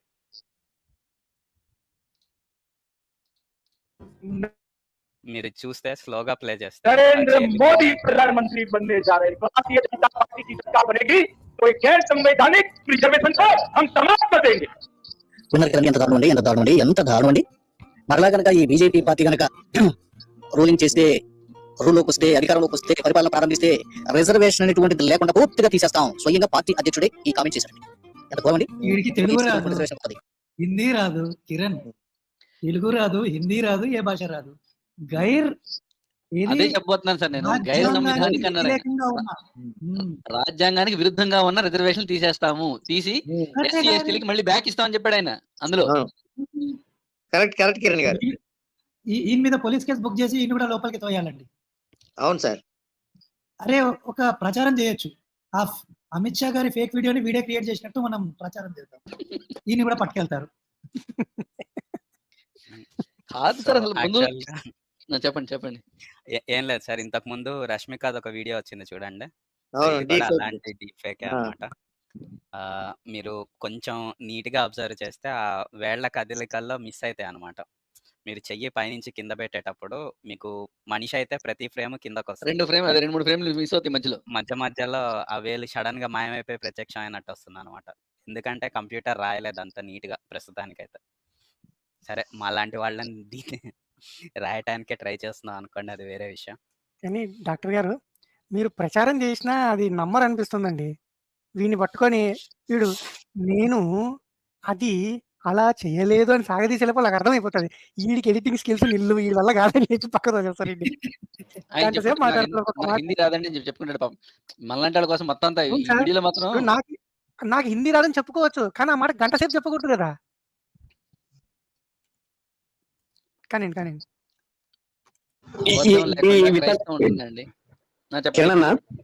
ఈ వితండవాదం ఎలా ఉంటదంటే, వెంకటేశ్వర స్వామి దెయ్యం అని చెప్పాడు కదా ఒకసారి. వెంటనే అందరూ అడిగేలోపు ఇమేజ్ డిలీట్ చేసి, నేను డిలీట్ చేశాను, నాకు సంబంధం లేదంటాడు. అంటే అక్కడి వరకు చూసిన వాళ్ళ మనోభావాలు దెబ్బతిన్నా సంబంధం లేదు. ఈ కిరస్తాని విధవల తీరు ఎలా ఉంటదంటే, ఈ విధవల తీరు ఇలాగే ఉంటది. ఎస్పెషలీ ఈ తేనె పూసిన కత్తి ఇలాగే ఉంటది. వెంటనే డిలీట్ చేసి కావాలంటే, నాకు సంబంధం లేదండి, నేను చేయలేదు, ఎక్కడో వచ్చిన వీడియో పెట్టానంటాడు కావాలంటే. మాట్లాడా సార్. బీసీలకు రిజర్వేషన్ పోతుంది, ఎస్టీలకు రిజర్వేషన్ పోతుంది చెప్పాడు అక్కడ ఆయన. వీళ్ళు అనేస్తారు సిగ్గు శరం లేకుండా. అస్సలు లేదు. చూసారా వాళ్ళు స్వయం చెప్తున్నారు. ఏమో ఇది మచ్చుకు లాంటిది, ఏదో ఒక చిన్న పాయింట్ అంతే, గుర్తుంచుకోండి. ఇట్లాంటి వాళ్ళు చాలా కాదండి, అసలు పాస్టరే ఈ లెక్కలో ఉన్నాడంటే ఇంకా అసలు ఆ చర్చికి వచ్చే గొర్రెల పరిస్థితి ఏంటి చూడండి. అసలు వాళ్ళ నాలెడ్జ్ కానీ లేకపోతే వాళ్ళ బుర్ర ఆలోచించే విధానం కానీ. ఈ బేవర్స్ గాడు కిరణ్ గారు, ఈ బేవర్స్ గాడు ఈ గొర్రె మందలన్నిటికీ హెడ్ ఈడు. వీడు ఎప్పుడు headless చేశాడు సార్ fellow. వీడియో? ఈ వీడు ఎప్పుడు హెడ్లెస్ చేశాడు సార్ గాడు వీడియో? ఈ గొర్రెలన్నిటికీ హెడ్. 3 రోజుల నుంచి రోజు ప్రతి దాంట్లో ప్లే చేస్తున్నాడు ఇది ఈ అమిత్ షా కాదండి, ఇప్పుడు అమిత్ షాది అది ఫేక్ వీడియో అని ఒరిజినల్ వీడియో కూడా రిలీజ్ చేశారు కదా వాళ్ళు. ఆ తర్వాత సార్. కూడా వీడు అప్లై చేస్తాడు ఆయన కూడా. సిగ్గులేని ఎదవలకి ఏముంది సార్? సిగ్గు సరలేని ఎదవలకి ఎలా ఉంటది? యాక్చువల్లీ ఈయన పైన లీగల్ యాక్షన్ తీసుకోవచ్చు సార్ బీజేపీ వాళ్ళు అనుకుంటే. మరి ఎందుకు అప్పుడు ఇంకా పాపులర్ అవుతాడు, అందుకే వదిలేస్తున్నారు. అట్లీస్ట్ షోకాస్ అన్న అడగొచ్చు, ఫేక్ వీడియో ఎందుకు ప్లే చేసావని. వదిలేదు సార్, పిచ్చి కుక్క అనుకుందాం సరిపోతుంది. తెలంగాణ చాలా కార్యక్రమాలు నడిపిస్తున్నారు. ఇప్పటికే చాలా సార్ సార్ చెప్పండి. ఫోన్ చేసి ఫేక్ వీడియోని సర్క్యులేట్ చేశారు ఏంటండి? పోలీసులు, నాకు తెలిసిన పోలీసులు మీ గురించి అడిగారు, జాగ్రత్తగా ఉండండి, అరెస్ట్ చేసి తీసుకుపోతారంట అని ఒక కాల్ చేయండి. అయ్యో డాక్టర్ గారు, సార్ అప్పుడు వాడు ఏమంటాడు తెలుసా సార్? పెద్ద భక్తుడిలాగా, ప్రభు ఆ చిత్తం అలా ఉంటే మనం ఏం చేయలేమంటాడు. అది కూడా కాదు డాక్టర్ గారు, మీరు లైవ్ లో సీక్రెట్ రివీల్ చేశారు. వాడు ఈ లైవ్ చూస్తూ ఉంటాడు సార్. ఫోన్ చేసినట్టు రెడీగా ఉంటాడు ఏమంటారు చెప్పాలా అని. గైర్ సంవిధానిక అంటే అర్థం ఏంటో అడగండి ఒకసారి ముందు ఫస్ట్ కాల్ చేసి. వాడి బొంగొచ్చు, వాడికి హిందీ రాదు, ఇంగ్లీష్ రాదు సార్. ఇది అది స్క్రిప్ట్ తయారు చేశారు. ఆ హ్యాట్రిక్ కూడా మనమే కొట్టబోతున్నామని వాళ్ళు ఆల్రెడీ డిసైడ్ అయిపోయారు. ఆ యొక్క పోలింగ్ సెక్షన్ లో ఈవీఎం అంటారు కదండి, ఈవీ వాడడం కూడా మిషన్ ట్యాంపరింగ్ జరుగుతుంది వాదనలు ఉన్నాయి. దీని మార్చండి మహాప్రభు, మాకు వద్దంటున్నా సరే వాటిని కొనసాగిస్తున్నారు. ఏమండి సరే, కోర్టు వాళ్ళు కూడా ప్రస్తుతం అయితే అనుమానించాల్సిన అవసరం లేదంటూ వాళ్ళు స్టేట్మెంట్ చేశారు. చెప్తారు, అది కూడా చెప్తారు. అయ్యో చెప్తారు చూడండి, అది కూడా చెప్తారు. అనుకూలంగా వస్తుంది. కోర్టులో ఉన్నటువంటి పెద్దలు దాదాపుగా ఆ 1/3 వాళ్ళే బీజేపీకి సంబంధించిన వాళ్ళే ఉన్నారు. కాబట్టి వాళ్ళకి అనుకూలంగా తీర్పు వచ్చేసింది. చూసారా, అమెరికా దేశం ఉంది, వాళ్ళు డైరెక్ట్ వాడుతున్నారు. వాళ్ళకి ఇంత జ్ఞానం లేదా? ఏమండి మిషన్ అమెరికా జనాభా ఎంత బాబు? 40 కోట్లు. భారతదేశ జనాభా ఎలక్షన్ వీవీప్యాట్ల లెక్క పెట్టించాలండి, కూర్చోబెట్టి లెక్కెట్టించండి.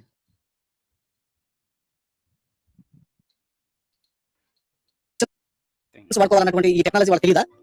వాళ్ళు వాడుకోవడం ఎందుకు పట్టలేదు? ఇక్కడ ఏదో తిరగాల్సి ఉంది అని మీరు గ్రహించాలి. ఏమైనా తిరగాల్సి ఉంది కాబట్టి అన్ని రాష్ట్రాలు గెలిపించట్లా, గెలిపిస్తే దొరికిపోతారు కదా.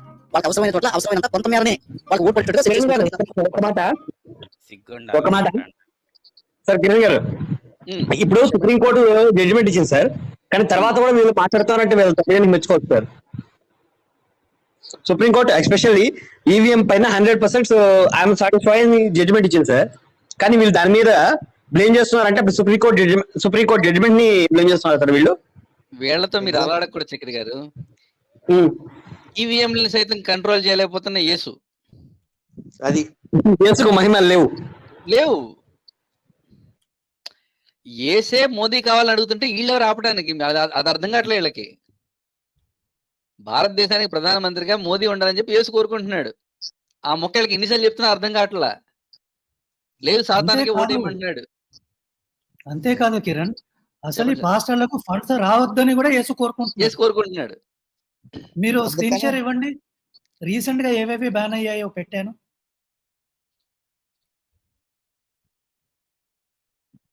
అవుతుంది సార్. ఇక్కడ రీసెంట్ గా బ్యాన్ అయిన ఇది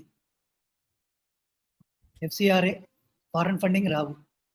డయోసిసన్ society church of north, Jesus and Mary Delhi education society, Delhi diocese overseas grand fund, institute of economic growth, Samuel foundation charitable India trust, hemophilia federation of India. So వీళ్ళు యాక్టివిజం చేయట్లేదు, కన్వర్షన్లు చేస్తున్నారు ఆ డబ్బులతో. అసలు లెక్కలు చెప్పట్లేదు సార్ ముందు వీళ్ళు. బుక్స్ సబ్మిట్ చేయమంది, రిటర్న్ సబ్మిట్ చేయమంది గవర్నమెంట్, ఏళ్ల తరబడి చేయట్లే వీళ్ళు. కాదు, ఈయన favourite party Congress party IT returns file చేయట్లా, అది అందుకే వాళ్ళ అకౌంట్ కూడా ఫ్రీజ్ అయింది ఈ మధ్య. డాక్టర్ గారు, ఆంధ్రప్రదేశ్ లో ఒక విధవ ప్రవీణ్ చక్రవర్తి వాడి పేరు, వాడు ఫారిన్ ఫండ్స్ తీసుకొని సార్ ఎంత చేసాడు? జస్ట్ మామూలుగా కాళ్ళతో కొట్టాడు అంతే, అయి పడిపోయింది. ఎన్నో విలేజెస్ లో ఫారిన్ ఫండ్స్ కోసం వాడు పెట్టిన వీడియో ఏంటి సార్? అవతలి మతం విశ్వాసాన్ని దెబ్బతీస్తూ వాడు ఆ వీడియో పెట్టినప్పుడు ఈ జాంబీ ఏం పెట్టుకున్నాడు సార్ నోట్లో? అయ్యో వాళ్ళకి కావాల్సిందే అదే కదా. భలే వాళ్ళు మీరు. భారతదేశం బైబిల్ వాళ్ళ టార్గెట్ ఏంటి? పత్తిత్తి కబుర్లు చెప్తాడు కదా. ఎప్పటికీ అర్థం కావట్లా. ఇదంతా యేసు మీద, యెహోవా మీద ప్రేమ, భక్తి, భయం ఏమీ కాదు. వ్యాపారం, ప్రేమ ముప్పావలా మీద ప్రేమ. అదే వ్యాపారం సార్ అది. ముప్పావలా. సార్ ఇది Amit Shah video time stamp ఒకసారి చెప్తారా కిరణ్ గారు? దీంట్లోనా? పని చేస్తున్నా. ఒరిజినల్ అంటే చూసి చెప్తాండి ఇది. ఎందుకంటే ఆల్రెడీ స్పీడ్ పెంచింది ఇది. ఓకే. తెలియచేయండి. ఇలా ఐదో కామెంట్ గుర్తుంచుకోండి. ఈవీఎం అనేటువంటి వాటిని వాడటాన్ని మీరు సమర్థిస్తున్నారా లేకపోతే బ్యాలెట్ పేపర్ ని సమర్థిస్తారా? ఒక క్రైస్తవునిగా కామెంట్ రాయండి. ఓకే, ఇప్పుడు విన్నారు కదా. టెక్నాలజీ అంతా మా ఏసే కనిపెట్టాడు అంటారు ఓ పక్కన. సార్ కిరణ్ గారు, కాదండి. కిరణ్ గారు, చెప్పండి సార్. కిరణ్ గారు 2019 ఎలక్షన్స్ ముందు ఎలక్షన్ కమిషన్ ఒక నోటిఫికేషన్ ఇచ్చింది. ఎలక్ట్రానిక్ ప్రింట్ మీడియాలో ఒక నోటీస్ ఇచ్చింది. ఏంటంటే ఈవీఎం ఆ ఈవీఎంలను ఎవడన్నా ఫోర్జరీ చేసేవాడు లేకపోతే మాల్ ప్రాక్టీస్ చేసేవాడు ఎవడన్నా ఉంటే దేశంలో రండిరా, దాన్ని చేసి చూపించండిరా బాబు, మేము సరి చేసుకుంటాం అని అన్నాడు సార్. యెహోవా గాడు యేసుగాడు ఎక్కడికి పోయారు సార్ అప్పుడు? లేకపోతే ఈ జాంబీ గాడు ఎక్కడికి పోయాడు? అయ్యో వాళ్ళకి కావాల్సింది మోదీ అండి. వాళ్ళు ఎక్కడికి వెళ్తారు సార్? జాంబీకి సాతాను కావాలి, యెహోవాకి మోదీ కావాలి. సార్ మీకు చెప్పండి సార్, మీకు ఒక ఫన్ ఫ్యాక్ట్ చెప్పాలి సార్. నేను పూర్వాశ్రమంలో, అంటే ఇప్పుడు పనిచేసే కంపెనీకి ముందు కొంచెం పబ్లిక్ సెక్టర్ కాస్త పెద్ద గవర్నమెంట్ ఇన్స్టిట్యూట్లో కూడా పనిచేశాను. సో యాజ్ ఎ రిజల్ట్ ఒకసారి BHELకి వెళ్ళాల్సి వచ్చింది ఇవి చూడటానికి. సార్ ఇది ఒక్కొక్క దానికి దగ్గర దగ్గర 2.5 లక్షలు ఖర్చు పెడతారండి. Properly water proof, shock proof. So ఒక 100 మంది వచ్చి పోలింగ్ బూత్ మీద పడి దాన్ని కింద పడేసి 4 సార్లు కొట్టినా దానికి ఏం కాదు. అండ్ దాని సర్క్యూటరీ అండ్ ఎవ్రీథింగ్ దాని లోపలే ఉంటుంది. అండ్ అది మ్యాగ్నెటిక్ షీల్డెడ్ కూడా, అంటే బయట నుంచి ఎటువంటి ఈఎం డేటాని ట్యాంపర్ కానీ ఆల్టర్ కానీ చేయలేరు. ఒక్క సెకండ్. ఇంట్రెస్టింగ్ పాయింట్ ఏంటంటే అండి, ఇందాక అంత బడ్జెట్ చెప్పా కదా సార్, ఆ ఎంటైర్ బడ్జెట్ లో 2,10,000 కేవలం సెక్యూరిటీ గురించి, ఏది డేటా సెక్యూరిటీ, మిషన్ సెక్యూరిటీ గురించే ఖర్చు చేస్తారండి. అండ్ ఈ సంవత్సరం మేబీ ఇంకా అప్డేట్ అయ్యి ఇంకా ఎక్కువ బడ్జెట్ ఎలకేట్ చేసి ఉండొచ్చు, కానీ మన ఈవీఎంలని ఎవ్వడు ట్యాంపర్ చేయలేడు. అయితే గీతే ఒకటే కేసు ఉంది. ఏంటంటే ఇలాంటి ఈవీఎం ఇంకొకటి తయారు చేసి దాంట్లో ఓటు చేసి ఇక్కడ పెట్టడం, అది ఇంపాసిబుల్ అండి. ఎందుకంటే ప్రతి EVM number properly noted and literally మన కరెన్సీ నోట్ల లాగా కౌంటర్ ఫిట్ చేయటం అసంభవం ఆల్మోస్ట్. అట్లీస్ట్ ఏది కలర్ జిరాక్స్లు ఇట్లాంటివి అయితే తేలేమన్నమాట. సో కానీ అది సార్. వీడి మత ఉన్మాదం చూసారా? వీడు ఏం మాట అన్నాడు ఇందాకనే, ఒక ఓటరుగా మీకు ఈవీఎం కావాలా వద్దా చెప్పండి అనట్లేదు వాడు. ఒక క్రైస్తవుడిగా ఈవీఎం కావాలో వద్దో చెప్పాలంట. ఎంత ఉన్మాదం సార్ వీడికి నిజంగా. మరి ఇంత మత ఉన్మాదమా? మీకు అర్థం కావట్లా.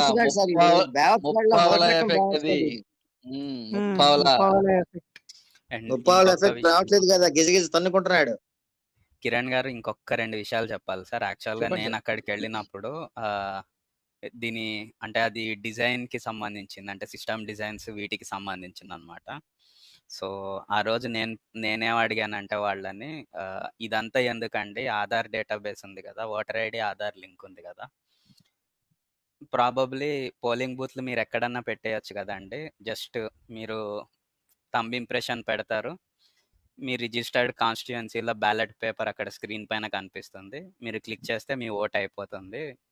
సో హాలిడేస్ లాంటివి కూడా అవసరం లేకుండా హైదరాబాద్లో ఓటున్న, విజయవాడలో ఓటున్న తను హైదరాబాద్ హైటెక్ సిటీలో తన ఓటు తను వేసేటట్టు చేయొచ్చు కదా అని అడిగాను అనమాట.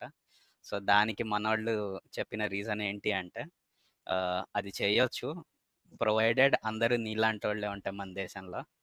మీకు తెలుసో తెలియదో కావాలని ఊరికే ఏమీ తోచక ఈవీఎం మిషన్లను ఎత్తి కింద కొట్టే వాళ్ళు కూడా ఉన్నారు మన ఓటర్లలో. అందుకని సెక్యూరిటీ పృథ్వీ గారు, ఆ విషయం గురించి నేను ఒక్క మాట చెప్పాలనుకుంది. చెప్పొచ్చా? చెప్పండి చక్రి గారు. ఏం లేదండి, పూతలపుట్టి కాన్స్టిట్యున్సీ కట్టకిందపల్లి పొలకల పంచాయతీ అండి. ఒక ఎమ్మెల్యే, ఇప్పుడు ప్రజెంట్ ఎమ్మెల్యేనండి, ఆ ఎమ్మెల్యే పిఏ గాడు ఈవీఎం తీసుకొచ్చి బయట పగలగొట్టండి నా కళ్ళ ముందే. ఆ ఈవీఎంలో ఉన్న డేటా కానీ ఏం కానీ డ్యామేజ్ అవ్వలేదు. బట్ వీళ్ళు ఏమంటారు, ఎంతసేపటికి ఏదో హ్యాక్ అయింది పగలగొట్టినంత మాత్రాన ఏమైపోలేదండి దానికి. ఆ డేటా అరెస్ట్ చేశారా లేదా అండి? ఏంటి వాడిని అరెస్ట్ చేశారా లేదా? వాడిని అరెస్ట్ చేస్తారండి. 100 పనికిరాదు కదా. ఆ ఎమ్మెల్యే క్యాండిడేట్ నే కుక్కను కొట్టు కొట్టారు లేడీస్ అక్కడ. సూపర్. నేను లైవ్ ఎగ్జాంపుల్ సార్, నేను అక్కడ స్పాట్ లో ఉన్నాను. నేను అక్కడ ఎస్పెషల్లీ మరి పోతపోటు కాన్స్టెన్సీ, నేను ఆ బూత్ కి వెళ్ళాను ఆ రోజు.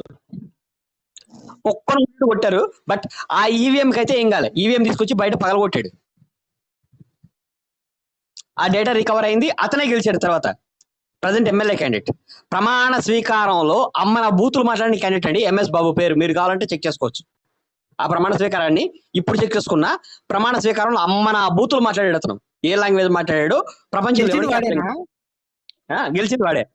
అన్ని భాషలు ఏంటోలేండి. అది వాడు గెలిచి వాడే వాళ్ళు కొట్టుకున్నాడా మరి? ఇంత వాడు అన్ని భాషలో మాట్లాడాడండి. అదే యునైటెడ్ పర్సన్ 100% డ్రైవర్, ఒక ఎక్స్ టీడీ బోర్డు మెంబర్ దగ్గర డ్రైవర్ గా పనిచేసాడు అతను. అతని పిఏ నడి రోడ్డు మీద ఈవీఎం తీసుకొచ్చి పాల్గొట్టాడు. నేను లైవ్ ఎగ్జాంపుల్ దానికి. వీళ్ళేగా మరి మన రాజ్యాంగాన్ని కాపాడేవాళ్ళు. 100% సార్, యువర్ రైట్ సార్. ఎందుకు మరి పార్టీని ద్వేషించాలన్నారు కదా, రిజర్వేషన్ మొత్తం తీస్తారంట. రిజర్వేషన్ మొత్తం తీస్తామని చెప్పారా? నోరు తెరిస్తే అబద్ధం. సిగ్గులేని బతుకు, సిగ్గులేని బతుకు. తీసేయండి. నేను ఒకటే కొడుతున్నాం. సరే మా క్రైస్తవ సంగతి పక్కన పెట్టండి. ఎస్సీ సోదరులు ఉన్నారు, ఎస్సీలు బడుగు బలహీన వర్గాలు ఉన్నారు, మైనారిటీలు ఉన్నారు. ఈ ఎస్సీలను గుడిలోకి రానిచ్చి అందరూ సమానమే అన్న దృష్టి ఇప్పుడు రిజర్వేషన్ తీసేద్దామండి. ఏ గుళ్ళోకి రానివ్వట్లేదు. ఇప్పుడు ఎవడ ఆపాడండి? ఏంటి ముష్టిగోళ? కాదు, ఏ గుళ్ళోకి రానివ్వలేదు. రా తీసుకెళ్తాను, నేను తీసుకెళ్తాను. ఏ గుడికి వస్తావరా? వీడు ఎస్సీ ఎస్టీలని వాడు ఈ చర్చికి రానివ్వట్లేదంట. అది అసలు లేదు సార్, వీడి చర్చికి వస్తాడని గుళ్ళల్లోకి రానివ్వండి అని ఏదో తిక్కగోలు చేస్తున్నాడు. అంతే, ఇది కరెక్ట్. అంత సమానమే, అందరం సమానంగా చూసేద్దాం అంటారు కదా. కాబట్టి సమానత్వం ఏంటి? అస్పృశ్యత వద్దు. హిందూ గుడుల్లోనికి దళితులు కూడా ఇన్వైట్ చేయండి, అప్పుడు నేను స్వాగతిస్తాను. అస్పృశ్యత పెట్టింది యెహోవా కదా. ఇదిగో ఈ ప్రసాదం వేరే వాడు తినకూడదు, తింటే పొడి చంపండి, ఇదిగో ఈ గుడారం వీడే వేయాలి, లేదంటే వాళ్ళు పొడిచి చంపండి. ఇంకా వాడికి మళ్ళీ బతికే అవకాశం లేదు. ఆడికి అక్కడ వేసేయడమే. దగ్గరికి వచ్చాడు పొడి చేసి. అలాగండి, యెహోవా మందసాన్ని తాగినోడి కింద పడిపోతుందని పట్టుకున్న వాడిని చంపి పడేసాడు కదా. ఇది పడిపోతుంది, పడితే డేంజర్ ఎందుకు అంటే మంచిది అంటే పవిత్రమైందని చెప్పి ఆపుతే వారు నువ్వెందుకు పట్టుకున్నావు అని చెప్పి వేసాడు ఆయన అక్కడికక్కడే. వృషాణాలు నలిగిన వాళ్ళు రాకూడదు, కాదు ఒలివర్ కాయలు నలిగిన వాళ్ళు రాకూడదు అని పెట్టాడు కదా. రాకూడదు రాకూడదు. ఇలా అన్న నేను అడగనా, అడగచ్చా? తప్పగా అనుకోకండి. ఇప్పుడు తిరుపతి ఉందన్న, తిరుమల తిరుపతి దేవస్థానం ఉందన్న, ఈయన ఏదో వివక్ష అందరినీ ఆహ్వానించాలి అని అడుగుతున్నాడు కదా వెధవా, I mean zombie. Tirumala Tirupati దేవస్థానం ఉందన్న, ఏ ఒక్కరినైనా నువ్వు ఏంటి అని అడిగి లోపలికి రానిచ్చారన్నా? పోనీ ఏ ఒక్కరైనా సరే నువ్వు ఎస్సీనా ఇంకోట అని అడిగి అన్నం పెట్టారన్నా? మన క్యూలో ముందు ఎవడు నుంచున్నాడో వెనకాల ఎవడు నుంచున్నాడో వాళ్ళ కులం ఏంటో మనకు తెలియదు. మన సీటు పక్కన మనం తినేటప్పుడు మన పక్కన ఎవరు కూర్చుంటున్నారో కూడా మనకు తెలియదు. చెప్తున్నా కదా, ప్రాపగాండా అబద్ధం చెప్పకుండా ఇలా మొత్తం వెళ్తుందా? చక్రి గారు జగన్ గారు మరి అక్కడ రిజిస్ట్రేషన్ దాంట్లో నేను కిరస్తాని గాండి అని సైన్ చేయకుండా కూడా వచ్చేసాడు కదా మరి. వాడు రూల్స్ కు వ్యతిరేకంగానే గుళ్ళోకి వచ్చేసాడు కదా మరి. ఇంకో మాట అన్న, 2500 మంది క్రిస్టియన్స్ నా తిరుమల తిరుపతి దేవస్థానంలో దొబ్బింటున్నారన్నా. నేను అడిగానా, కొట్టి తరమకు బయట నా గుళ్ళో ఏం పనిరా నీకని. ఆఖరికి కాణిపాకం దేవస్థానంలో 5 మంది భయపడ్డారు. ఇవాళ నిన్న కాదు, ఇవాళ్లే బొట్టు పెట్టుకోవడానికి అసహించుకుంటున్న వెద్దవ్వలు నా గుళ్ళో పనిచేస్తున్నారు. ఐ మీన్ నా సొంత మండలంలో. ఏం మాట్లాడతావు జాంబీ? నేనేమన్నా అడిగానా? కొట్టి తరమేనా బయట? సార్ వీళ్ళని ఎక్కడ కనిపిస్తే అక్కడ కొడతా ఉండాలి సార్, అదే వీళ్ళకి కరెక్ట్ ట్రీట్మెంట్. లేదు మన అలా కొట్టకే వీళ్ళు అలా తయారయ్యారు సార్. వీళ్ళని పిచ్చి కొట్టుడు కొట్టాలి, నుగ్గు చేయాలి నా కొడుకుల్ని, క్రిస్తాని మూర్ఖుల్ని. గుళ్ళకి ఆహ్వానించాలి అంటున్నారు. ఆహ్వానించడం ఏంట్రా అన్యాయంగా? ఏ గుళ్ళకి ఎవరు వచ్చినా మేము అడుగుతున్నాం, ఎవరు అడిగారు? దానికి ఎవిడెన్స్ ఏంటి? పోనీ నేను ఇక్కడ గుంటూరు దగ్గర ఒక చర్చ్ చూస్తానన్నా. గుంటూరు ఊరి పేరు వచ్చి కారంపొడి. అక్కడ ఒక చర్చ్ చూశాను. అక్కడ ఓ రెడ్డి చర్చ్ ఉందన్నా. ఓ ఎస్సీ క్యాండిడేట్ ని లోపలికి ఇన్వైట్ చేస్తారన్న వీళ్ళు. కారంపొడి అన్న, రెడ్డి చర్చ్ అని పేరు ఉంది అక్కడ. రెడ్డి కారంపొడి నేనే చూసాను, నా కళ్ళతో నేను చూసాను. ఐ మీన్ నేను అక్కడికి ఎందుకు వెళ్ళాను అనేది నేను చెప్తాను. తిరుపతి నేను అక్కడ పెళ్లి సంబంధం వస్తే వెళ్ళాను అన్న. అక్కడికి రెడ్డి చర్చ్ అని పేరు ఉందన్న. అక్కడ ఎస్సీ క్యాండిడేట్ లోపలికి వస్తే తీసుకుంటారు. ఈ జాంబీగాడు చెప్పాలి, ఎందుకంటే ఆడి దగ్గరలోనే, అది పెద్ద డిస్టెన్స్ ఏం కాదు. ఒక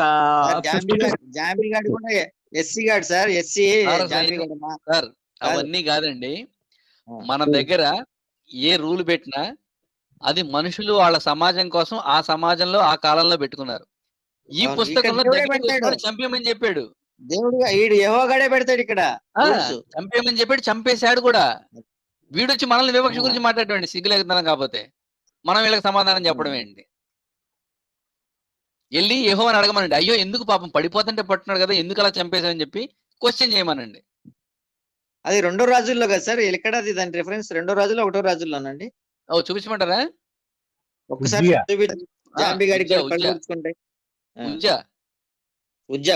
అవును. మనకి ఇవన్నీ ఎక్కడ గుర్తుంటాయి కానీ ఎతకడమే, సెర్చ్ కొడతాం. ఈ లోపల చెప్పండి సార్. చెప్తున్నాను సార్, చెప్పండి. మీకు ఒక ప్రశ్న. ఇది అంబేద్కర్ క్రైస్తవంలోకి మార్చే దేశాన్ని భ్రష్టు పట్టించిన వాళ్ళు అవుతారా? అసలు ఎక్కడికైనా వెళ్ళండి, క్రైస్తవంలోకి మటుకు వెళ్ళొద్దు అని చెప్పి ఆయన ఓపెన్ స్టేట్మెంట్ ఇచ్చారు. ఆయన ఈ రోజు ఎలక్షన్స్ లో బతికొండి నిలబడి పోటీ చేస్తే ఎస్సీ క్యాండిడేట్స్ కానీ ఆయనకే ఓటేస్తారు కదా. ఈడు మన జాంబీ ఎగ్జాక్ట్లీ సార్. మీరు ఒక విషయం తెలియదు సార్, మీరు వీళ్ళు ఇప్పుడు అంబేద్కర్ అంతటి మహోన్నతమైనటువంటి వ్యక్తిని ఒక కులానికి పరిమితం చేసినటువంటి నీచులు వీళ్ళు, తెలుసా? అసలు సర్వ జగత్తు చేత పూజించబడేటువంటి మహానుభావుడైనటువంటి అంబేద్కర్ ని ఒక కులానికి పరిమితం చేసినటువంటి లుచ్చానా కొడుకులు సార్ వీళ్ళందరూ, బేవర్స్నా కొడుకులు వీళ్ళు. అందుకనే నాకు వీళ్ళని చూస్తే కోపం సార్. కానీ ఒక్కటి మాత్రం నిజం సార్, ఆయన ఇంకో 10 ఏళ్ళు బతికుంటే మనం ఎంతో ప్రశాంతంగా గొప్ప గొప్ప బౌద్ధారామాలు చూసేవాళ్ళం గాని ఈ దిక్కుమాలిన రేకుల షెడ్లు చూసేవాళ్ళం కాదు. కరెక్ట్. దరిద్రం ఏంటంటే అండి, ఆయన కాలం చేసిన తర్వాత ఆయన రాయని పుస్తకాలు తీసుకొచ్చి రాసినట్టు ఆయన రాశాడని చెప్పి ప్రజల మీద రుద్ది, ప్రభుత్వాలు పబ్లిష్ చేసినాయి అవి. దరిద్రం ఎంతకంటే ఇంకోటి లేదు. నా దళిత సోదరులు ఎవరైతే క్రిస్టియానిటీలోకి ఇస్లాంలోకి పోతారో వాళ్ళు జాతీయవాదం వాళ్ళ దెబ్బతిని దేశానికి సంఘ వ్యతిరేకగా మారుతారనేసి జాతీయ భావం వాళ్ళని లోపిస్తుందని చెప్పినటువంటి మహానుభావుడు ఈ అంబేద్కర్ అనేటువంటి మహానుభావుడు. ఈ లుచ్చాగాడు, ఈ బేవర్స్ గాడు, జాంబీ గాడు, మరి అదే మాల కులంలోనే పుట్టి ఈడు బేవర్స్ గాడు, ఈడు క్రిస్తాని అయ్యాడు. ఈయన ఏ చెప్పు తీసుకొని కొట్టాలి వీడిని? అన్న అనుకుంటున్నా నేను బాగా కమ్యూనిటీ చెందుకుంటే మాట్లాడుతానా. అంబేద్కర్ రాశారు బానే ఉంది, క్రిస్టియానిటీకి దేశ భావం దెబ్బతింటుంది అన్న మాట నేను నమ్ముతున్నా. మరి వీళ్ళు ఎందుకు నమ్మట్లేదన్నా? ఆ జాతీయత భావం దెబ్బతింటుంది అన్న విషయం వీళ్ళు మర్చిపోయారా? మర్చిపోలా. వీళ్ళకి కావాల్సింది 75%, ముప్పావలా. ఆ ముప్పావలా మాకు వస్తే చాలు. ముప్పావలా మర్చిపోకూడదు, దాన్ని మనం మర్చిపోకూడదు. దేశం ఏం సంకనాకపోని మాకు సంబంధం లేదు, మా ముప్పావలా మాకు రావాలి అంతే. ఈ ముప్పావలా గాడి సార్. కిరణ్ గారు ఈ రోజు నుంచి 3 పదాలు నేను ఖాయం చేస్తున్నాను సార్. ఈ క్రిస్టియన్ ఎదవలందరి గాడి, ఈ జాంబీ గాడి, ముఖ్యంగా ముప్పావలా గాడి అని పేరు పెట్టండి సార్. ఈయన్ని తర్వాత అనువాడు ఉన్నవాడు అంటే ఇందాక ఆల్రెడీ నేను ఎక్స్ప్లెనేషన్ ఇచ్చాను.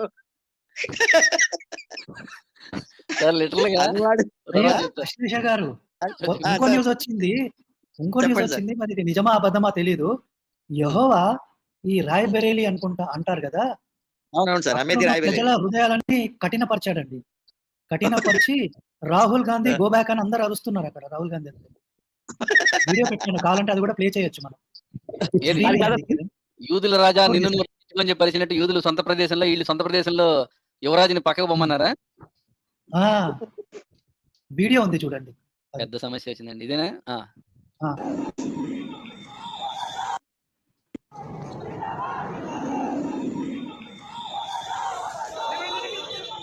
రాహుల్ గాంధీ వాపస్ జాओ.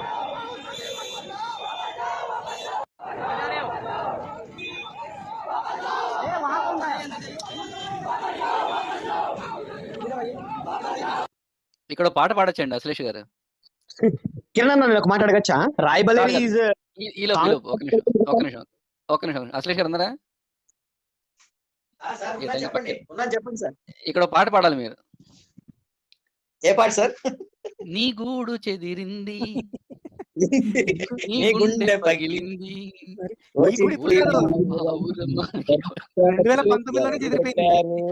సార్ ఒకసారి ప్లే చేయండి, నేను చూడలేదు ఇందాక మూత్ర విసర్జనకి వెళ్ళాను. మళ్ళీ కాదండి, ముసలి పవర్ అనాలి మీరు, కొద్దిగా మార్చాలి పాట.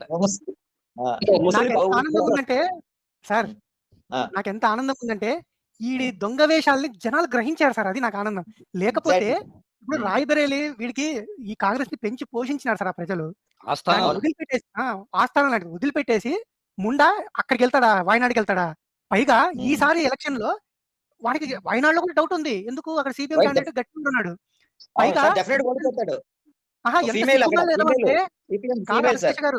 ఎంత సిగ్గుమాల ఏదంటే వీడి ఏమంటారు వాళ్ళు అక్కడ ఉన్న తురక వాళ్ళు ఉన్నారు కదా, వాళ్ళు బెదిరించినారనమాట. నువ్వు గనక నీ కాంగ్రెస్ జెండా తీస్తే మేము మా జెండా తీస్తామంటే కనీసం వాడు జెండా తీయలేకపోయినాడు. ఈడు మన దేశాన్ని రక్షిస్తాడంట. ఈడు మన దేశాన్ని పాలిటిక్స్ అర్థం కాలేదు సార్. కాదు మహర్షి గారు, వాళ్ళు ఎందుకు ముస్లింస్ వాళ్ళు రాలేదు? లాస్ట్ టైం 19th లో పెద్ద ముస్లిం లీగు వాళ్ళ జెండాలు పట్టుకొని వచ్చి పెద్ద పొజిషన్ తీశారు. తీస్తే దాని ఎఫెక్ట్ మూలంగా ఈ మిగతా స్టేట్స్ లో ఉండేటువంటి హిందువులందరూ ఏకమై గంపగుత్తగా బీజేపీకి గుద్దారు. అది వీళ్ళకి అర్థమయ్యి ఈసారి ఒక్కడు కూడా ఒక్కడు కూడా రావద్దా, ముస్లిం లీగ్ జెండాలు పట్టుకొని రావద్దా? ఆ ముస్లిం లీగ్ జెండా పాకిస్తాన్ జెండా ఒకే రకంగా ఉంటాయి దాదాపుగా. పాకిస్తాన్కి ఒక కొంచెం వైట్ స్ట్రాప్ ఉంటది, దానికి ఉండదు. రెండింటికి తేడా అదే. సో అందుకు వీడు రావద్దని చెప్పిందండి, అంతేగాని వేరే కాదు. నువ్వు నీ జెండా పట్టుకో. ఇప్పుడు వీడు ఈ దేశం సార్, వీడు ఈ ఒక పార్టీ తరపు నుంచి పోతున్నప్పుడు వీడు పార్టీ జెండా పట్టుకోలేకపోతే ఎందుకు? నా పాయింట్ అది. ఎందుకు వీడు దేశాన్ని రక్షించగలుగుతాడా చెప్పండి? పైగా చూడండి, వాడికి ఇప్పటి వరకు రామనామం గానీ రాముడిని జై శ్రీరామ్ అంటే మండిపడినాడు. ఎప్పుడైతే వాయనాడులో ఎలక్షన్స్ అయిపోయినాయో ఇంకా ఇమ్మీడియట్ గా రాయబరిలో పెట్టేసుకుని ఇప్పుడు రేపు అయోధ్య కూడా పోతున్నాడంట. నాకెంత సంతోషం. మహర్షి గారు, జాంబిగాడు ఇప్పుడు వరకు కాంగ్రెస్ కోటేమన్నాడు కదా, మరి ఇదే రాహుల్ గాంధీ గాడు అయోధ్యకి వెళ్ళేసి అక్కడ రాముడికి సాష్టాంగ నమస్కారం చేసి జై శ్రీరామ్ అంటాడు. మరి దాన్ని డైజెస్ట్ చేసుకుంటాడా జాంబిగాడు? చేసుకుంటాడు. వాడికి ముప్పాలు వస్తుంది కదా. అదే ముప్పాల బ్యాచ్ గాడు వీళ్ళంతా బేవర్స్ గాడు సార్. వీళ్ళకి నీతి నియమం ఏముండవు వీళ్ళకి. పురుష సంయోగం ఎరిగిన పురుషులకు మాత్రమే ఓట్లు ఇస్తాం, సీట్లు ఇస్తాం అని చెప్పి మేనిఫెస్టోలో రాసుకున్నారు కదా. అది కూడా చెప్పాం, అది కూడా చూపించా, మేనిఫెస్టో చూపించా. ఇప్పుడు అంటే జాంబీ దానికి మద్దతు ఇస్తున్నాడంటే ఆయన కూడా మరిగాడు అంటారా? స్టేట్మెంట్ ఇచ్చేసా కూడా వీడు కూడా అలాంటి వాడు అనేసి. కాకపోతే వాడు మర్చిపోయారండి మీరు. కాదు స్వరూప్ గారు, బాగా గుర్తు చేశారు. తెనాల్లో ఒక 9 ఏళ్ల పిల్లోడిని ఒకటి చేస్తే ఇతను సపోర్ట్ చేశాడు, రక్షించాడు. ఐతానగర్ లో సార్, ఐతానగర్ లో పాస్టర్ గాడు 9 ఏళ్ల పిల్లోడిని, వాడికి వద్దులేండి మళ్ళీ వేగన్ ఛానల్ కాబట్టి నేను ఉంటున్నా, లేకపోతే సాధిసిద్ధమైన ధోరణిలో కాదు మానభంగం కాదండి, అసహజ రీతిలో జరిపాడు, అసహజ రీతిలో సంయోగం చేశాడు. ఇదిగో నిన్న మీరు అడిగింది 1 దినవృత్తాంతాల్లో వస్తుంది, 13వ అధ్యాయం. ఓకే, వారు కీదోను కళ్ళ వద్దకు వచ్చినప్పుడు ఎడ్ల కాలు జారిందండి. అంటే ఎడ్ల బండి మీద ఆ మందసాన్ని తీసుకెళ్తున్నారు. అది మరి బురద నేలలో లేకపోతే మరి మొత్తానికి ఎందుకో జారింది. అక్కడ మరి బురద ఉండొచ్చు ఉండకపోవచ్చు, ఎడారి కాబట్టి. అది మందసం పడిపోబోయింది. ఈ ఉజ్జ అనేవాడు దానికి సెక్యూరిటీ గార్డు లేకపోతే మొత్తాన్ని పక్కన ఉన్నాడు. పడిపోతుందని చెప్పి పట్టుకోవాలండి. డ్రైవరా? ఓకే, మందసాన్ని పట్టుకోవాలనుకున్నాడు. కాదు సార్, మరి విగ్రహారాధన ఏమంటారు కదా, మరి విగ్రహారాధన దేవుడు అసహించుకోనేను అంటాడు కదా, మరి యెహోవా గాడికి ఎందుకు గుడి కట్టారు? మరి యెహోవా గాడికి ఎందుకు ఇవన్నీ తీసుకెళ్తున్నారు? విగ్రహం లేదు. ఆ మందసంలో ఏముంటదంటే వీళ్ళు దారిలో ఆ. వచ్చేటప్పుడు మన్నా కురిపించాడు చూడండి. ఆ కొన్ని గింజలుంటాయి. ఆ పలకలుంటాయి. ఆ. అంతే దాంట్లో ఉండేది. ఆహా. లేపోతే ఇంకా ఈట్లి ఏమైనా టూల్స్ అలాంటివి ఉంటాయేమో చూడాలి దాని డిస్క్రిప్షను. పాయింట్ ఏంటంటే ఆ ఉజ్జ అనేవాడు ఈ మందసాన్ని యాక్చువల్‌గా టచ్ చేయకూడదు అక్కడున్న రూల్ ప్రకారం. కానీ పడిపోతుందని చెప్పి పట్టుకున్నాడు. అరే నాది మందసాన్ని పడిపోతుంది కాబట్టి పట్టుకున్నాడని చెప్పి ఊరుకున్నాడా యెహోవా? లేదు. నేను చెప్పింది వీడు వినలేదని యెహోవా కోపం అతని మీద రగులుకుంది. అతడు తన చెయ్యి మందసం నద్దకు చాపగా ఆయన అంటే యెహోవా అతన్ని మొత్తాడు. కనుక అతడు అక్కడనే చచ్చిపోయాడు. ఇది వీళ్ళు చూపించే సమానత్వం. ఇంకా అసలు ఇట్లాంటివి ఎన్నో ఉన్నాయి.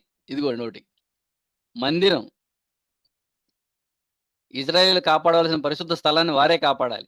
అన్యుడు సమీపించిన యెడల అతడు మరణశిక్ష పొందుతాడు. ఏందండి వీళ్ళు చెప్పేదిక? సొల్లు అయ్యా కబుర్లు. సాంబ్రాణి పొగ కథ కూడా చెప్పండి. అగరబత్తి బ్రాండ్ మార్చిందని చెప్పి చంపేశాడండి ఇద్దరు పిల్లల్ని. అంబికా దర్బార్ బత్తి నుంచి సైకిల్ అగరబత్తిలోకి వెళ్ళాడనే. ఆ సైకిల్ వాడమన్నాడు. అంబిక ఆ దర్బార్ బత్తిలో అంబిక పేరుంది కాబట్టి వేసాడు అక్కడ. ఈయనేదో ఎస్సీ ఎస్టీల తరఫున వకాల్తా పుచ్చుకున్నాడు. ఆ. అసలు కాంగ్రెస్ కు దళితులు ఎందుకు ఓటేయాలి? అంబేద్కర్ ఎందుకు వీళ్ళు పెట్టారుగా ఇక్కడ 2 సార్లు ఓడించినందుకు, భారతరత్న ఇవ్వడానికి నిరాకరించినందుకు, పార్లమెంట్ లో రాజ్యాంగ నిర్మాత చిత్రపటాన్ని పెట్టాలన్న ఆలోచన రాని కాంగ్రెస్ కు. అందుకు ఓటేయాలి. కాంగ్రెస్ కేసు గెలిపించాలి.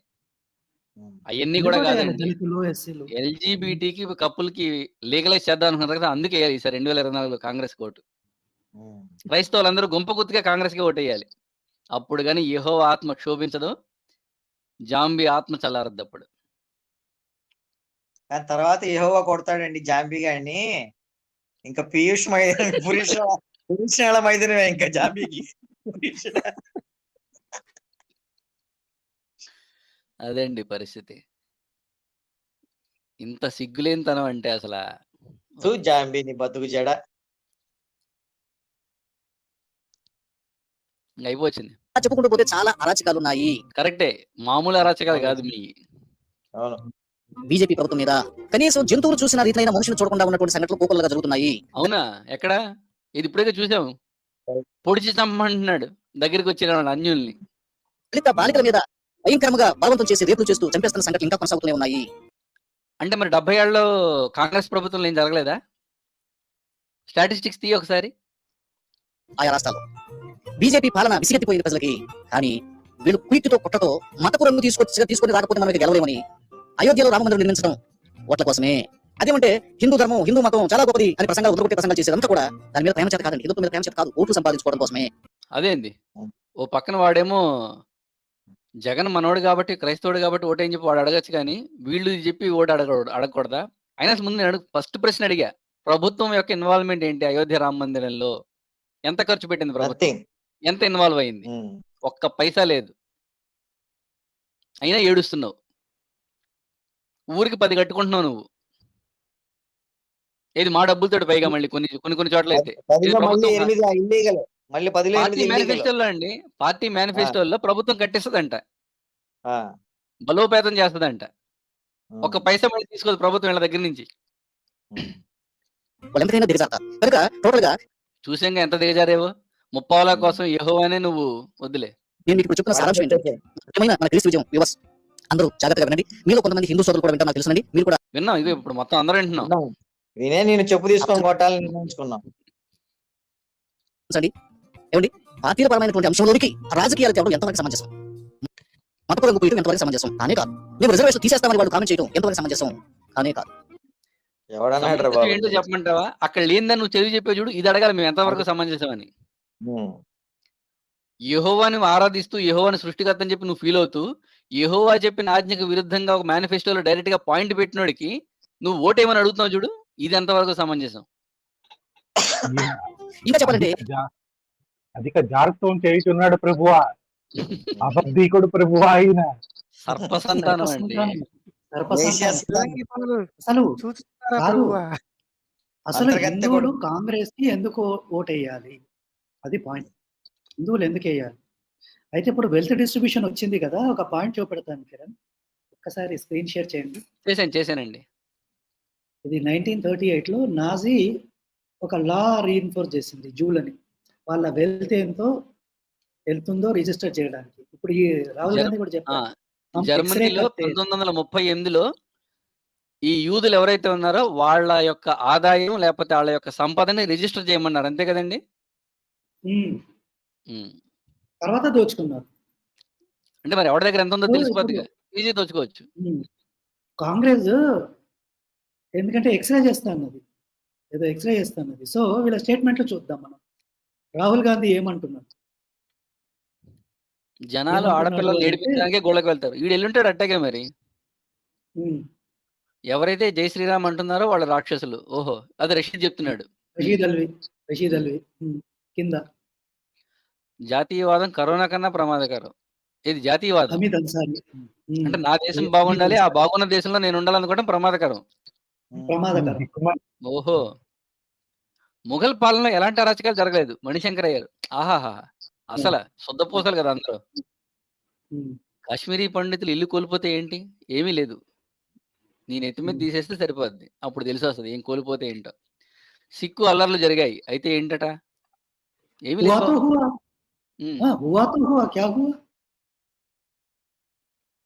వీళ్ళకు మనం ఓటేయాలి. ఎవరికైనా ఇలాంటి పనికి మంది దగులుబాజీ పార్టీకి ఇట్లాంటి వాళ్ళకి ఓటేయమని చెప్పి అడుగుతున్నాడు ఈ జాంబీ. వీడంత పనికిమాలేదో వీడు. ఏది కేవలం ముప్పావుల కోసం. బీజేపీ వ్యతిరేకిద్దాం, బీజేపీ హటావో, భారతదేశం బచావో. హిందీ తెలుగు నాకు హిందీ రాదండి, బట్ నేను ఏంటంటే బీజేపీ మనం తరిగొట్టాలి, భారతదేశాన్ని మనం రక్షించుకుందాం. ఇదే అనుకుంటున్నాం. భారతదేశాన్ని రక్షించుకోవడం కాదు, ముప్పావలాన్ని కాపాడుకుందాం అని చెప్తే బాగుండేది నిజాయితీగా. భారతదేశానికి ముప్పావలకి సంబంధం లేదు. ఆ ముప్పావల భారతదేశాన్ని మింగేయాలని చూస్తుంది. బీజేపీ అది ఆ పని కానివ్వట్ల. నీకు వచ్చిన నొప్పి అది చెప్పొచ్చు కదా. దయచేసి ఆలోచించండి, పెద్దలు ఆలోచించండి, విఘ్నులు ఆలోచించండి, చదువుకున్న పిల్లలు ఉన్నారు, ఆలోచించండి. నాకంటే చిన్నవారైనా మీరు బాగా పెద్ద చదువుకున్నారు. క్రైస్తవులు కావచ్చు, మీరు హిందువులు కావచ్చు, మీరు ముస్లింలు కావచ్చు, జాగ్రత్తగా ఆలోచించండి. ఖచ్చితంగా మనం బీజేపీని ఢీకొని తీరాలి. ఓకే, ఇది నా అభిప్రాయం. ఇకపోతే ప్రాంతీయ పార్టీల విషయానికి వస్తే ఏమండి, అన్ని పార్టీలు కూడా ఆల్మోస్ట్ బీజేపీకి సపోర్ట్ చేస్తున్నాయి కేంద్ర విషయానికి వెళ్తే. కాబట్టి ఖచ్చితంగా కాంగ్రెస్ మనం ఓటు చేయాలి, అది గెలిచిన గెలవకపోతున్నాం. ఇక ప్రాంతీయ పార్టీల విషయానికి వచ్చి, ఎమ్మెల్యేల విషయానికి వచ్చి, సీఎంల విషయానికి వస్తే ఏమండి, ఓకే నాకు సంబంధం లేదు, ఎందుకంటే వాళ్ళు ముప్పావలాలు ఆపలేరు కాబట్టి నేనేం పట్టించుకోను. సీఎం జగన్ గారు క్రైస్తవ ముఖ్యమంత్రి అంటూ మొదలైసారు, అందులో వాస్తవం లేదు. వాస్తవం లేదా? క్రైస్తవ ముఖ్యమంత్రి కాదా?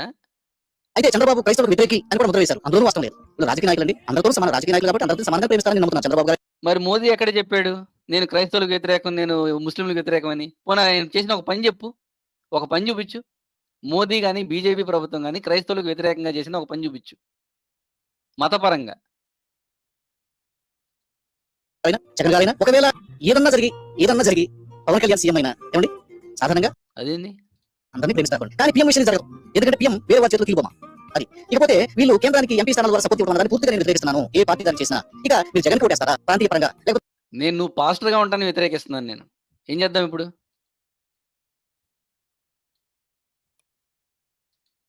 షర్మిలా కోటేస్తారా, లేకపోతే జనసేన కోటేస్తారా, లేకపోతే చంద్రబాబు కోటేస్తారా? అది మీ ఇష్టం, అది మీ ఇష్టానికి వదిలేస్తున్నారు. దీనిలో ఎలాంటి బలవంతం లేదు. మీరు ఎవరికి వేస్తారో కూడా నాకు తెలుసు. నేను చెప్పక్కర్లేదు, నా నోటితో. మీరు ఎవరికి వేస్తారో, క్రైస్తవ సమాజం ఎవరికి వేయడానికి సిద్ధంగా ఉందో కూడా నాకు తెలుసండి. అంటే మరి అంటే సెంటర్లో వేస్తారా అని డౌట్ ఉంది. ఇంతసేపు వీడియో చేసావా? అదండి సెషన్ ఇవాళ. భారతదేశాన్ని బైబిల్ దేశంగా మార్చడం అంటే అసలు మీనింగ్ ఏంటి తెలుసా? భారతదేశాన్ని బైబిల్లో చెప్పిన సొదొమ గొమొర్రాలా మారుద్దాం అనుకుంటున్నాడు వీడా. ఓరి దుర్మార్గుడా, సొదొమ గొమొర్రాలు ఆ పని చేశారని కదా వీళ్ళు చెప్పేది. అవును సార్, అవును సార్. అది సో కాంగ్రెస్ కి మద్దతు ఇచ్చి కాంగ్రెస్ ని గెలిపించి భారతదేశాన్ని సొదొమ గొమొర్రాగా మారుద్దామని ప్లాన్ వేసిన ముప్పావల బ్యాచ్, జాంబీ బ్యాచ్. వీళ్ళు ఎప్పుడు మాట్లాడితే కేరళ, తమిళనాడు చాలా గొప్ప స్టేట్స్ అంటారు. ఒక్కసారి స్క్రీన్ షేర్ చేయండి, కేరళ పరిస్థితి ఎలా ఉందో. కేరళ దారుణంగా ఉంది పరిస్థితి. ప్రతి స్టేట్ కి బారోయింగ్ లిమిట్ ఉంటుంది, ఆ లిమిట్ ని ఎప్పుడో క్రాస్ అయ్యారు. నెక్స్ట్ శ్రీలంక. యాక్చువల్ గా కేరళ కనుక సపరేట్ కంట్రీ అయితే శ్రీలంక అయ్యేది, పాటికి శ్రీలంక లాంటి పరిస్థితి అయ్యేది. బట్ ఇండియాలో ఉంది కాబట్టి ఏదో మేనేజ్ చేస్తున్నారు. సర్వనాశనం చేశాడు ఈ దరిద్రుడు కేరళ స్టేట్ ని. సర్వనాశనం అంటే సర్వనాశనం. ఇక నెక్స్ట్ వీళ్ళు ఈ మన కర్ణాటకని కూడా అలాగే చేస్తున్నారు. మొత్తం ముస్లిం కమ్యూనిటీ తీసుకొని బ్యాక్వర్డ్ కింద డిక్లేర్ చేశారు, వాళ్ళకి రిజర్వేషన్లు ఇవ్వాలి. అంటే ఎవరి రిజర్వేషన్లు దెబ్బతింటాయి? ఓబీసీవి, ఎస్సీవి, ఎస్టీవి. అంటే ముస్లింలను ఓబీసీలో పెట్టారు కాబట్టి ఓబీసీలను అంటే మిమ్మల్ని నన్ను మనమందరం బీసీలమేగా, మన రిజర్వేషన్లు ముస్లింలకు ఇస్తారు. సో ఇప్పుడు రాజ్యాంగాన్ని ఎవరు మారుస్తున్నాడు ప్రేక్షకులు గమనించండి. ఇప్పుడు నెక్స్ట్ ఇందులో వైనాడుకు పోయి డాక్టర్ గారు ఇప్పుడు ఆ బ్యాచ్ లో వీళ్ళు కూడా ఉంటారుగా, రోహింగ్యాలు, బర్మా నుంచి వచ్చిన వాళ్ళు, ఇల్లీగల్ గా బంగ్లాదేశ్ నుంచి వచ్చిన వాళ్ళు. ఖచ్చితంగా ఉంటారు, ఖచ్చితంగా ఉంటారు. సో మన బీసీలని దోచి ఈ ఎక్కడి నుంచో వచ్చిన వాళ్ళకి రిజర్వేషన్లు ఇస్తారు. నెక్స్ట్ వైనాడులో ఎవరైతే కాంగ్రెస్ జనరల్ సెక్రటరీ ఉన్నాడో ఆ దరిద్రాన్ని భరించలేక బీజేపీకి వచ్చేసింది. ఆయన పేరు పిఎం సుధాకరన్. కాంగ్రెస్ పరిస్థితి ఇంత గొప్పగా ఉంది యెహోవా దయ వల్ల. నెక్స్ట్ తమిళనాడు అంటారు. తమిళనాడులో ఇది జరిగింది. ఈ మనకు ఫోటోలో కనిపిస్తున్నామే ఏం చేసింది, voting in favour of BJP. వాళ్ళని కొట్టారు, డిఎంకే గుండాలు వచ్చి కొట్టారు. ఆమె ఆన్ ద స్పాట్ చచ్చిపోయింది. ఈమె ఇది న్యూస్ 21 ఏప్రిల్, మీకు కింద డేట్ కనిపిస్తుంది, 21 ఏప్రిల్ 24. వీళ్ళు చెప్తున్నారు కరెక్టే, రాజ్యాంగాన్ని మార్చేశారు. కేరళలో, తమిళనాడులో, బెంగాల్లో మార్చేసి గూండా రాజ్యాంగాన్ని పెట్టారు. సో ఈ గుండా రాజ్యాన్ని ఎదిరించాలంటే, మన కాన్స్టిట్యూషన్ని కాపాడాలంటే ప్రతి ఒక్కరూ బీజేపీకి ఓటేయండి. ఇలా అనడం తప్పేం కాదు, న్యాయమే, తప్పేం కాదు ఇది. This is not bad. బీజేపీకి ఓటు గుద్దండి, భారతదేశాన్ని రక్షించండి. కానీ వీళ్ళ ధైర్యానికి మెచ్చుకోవచ్చు సార్. మరి ఇది దాన్ని ఏమంటారు, జనరల్ గా పావలా తింటే తిన్నారు, ముప్పావలా ఖర్చు పెడుతున్నారుగా అంటాడు ఎవడైనా. అబ్బే మేము ముప్పావలా తింటాం, పావలా ఇస్తే ఇస్తాం, లేకపోతే లేదన్నట్టు చెప్పాడు. ఒకవేళ బీజేపీ కన్నా ఎక్కువ మేలు సనాతన ధర్మానికి, దేశానికి చేయగలిగిన పార్టీ కనుక వస్తే దానికి ఓటేయండి, బీజేపీకి వేయొద్దు. ప్రస్తుతం ఉన్న వాటిలో ఇంకే ఆల్టర్నేటివ్ లేనప్పుడు మీరు బీజేపీకి ఓటేయండి. అలాంటి పార్టీలు రావాలి అని చెప్పి మీరు ఖచ్చితంగా కోరుకోండి. మీ మాటలు విని సనాతన ధర్మానికి మేలు చేసేలాంటి పార్టీలు వస్తాయని చెప్పి ఆశిద్దాం ఫ్యూచర్. డెఫినెట్లీ.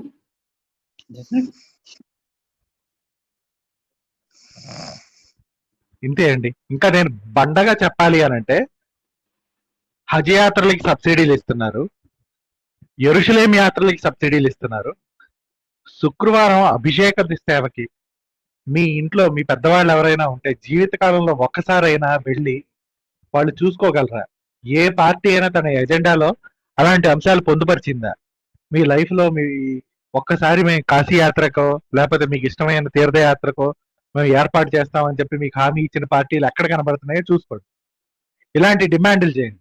చేతులు కట్టుకొని మాకు ఉచితాలు ఇస్తున్నారు, మిక్సీలు ఇస్తున్నారు, ఇలాంటి వాటికి మోసపోకండి. ఎగ్జాక్ట్లీ. ఉచితాలు కోరుకుంటారయ్యా, బియ్యం దొరుకుతాయి, కానీ నువ్వు బతికుండాలి కదా అన్నం తినడానికి వండుకొని. సో ఇక్కడ సెక్యూరిటీ ముఖ్యం.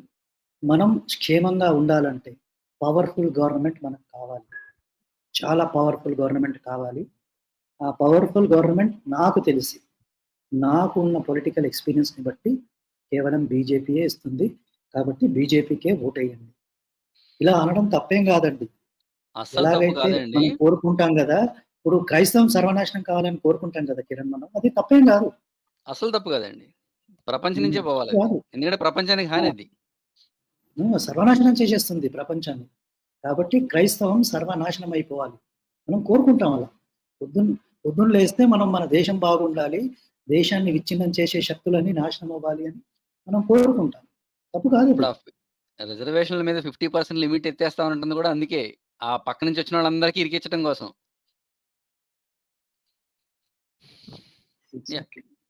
సో అదండి ప్రేక్షకులు, మీరు మీ విజ్ఞతని వాడి కులాలు గిలాలు అన్నీ పక్కన పెట్టి ఎవరికి ఓటేస్తే ఈ దేశం బాగుంటుందో వారికి ఓటు వేయండి, వేయించండి. జై శ్రీరామ, భారత్ మాతాకి జై.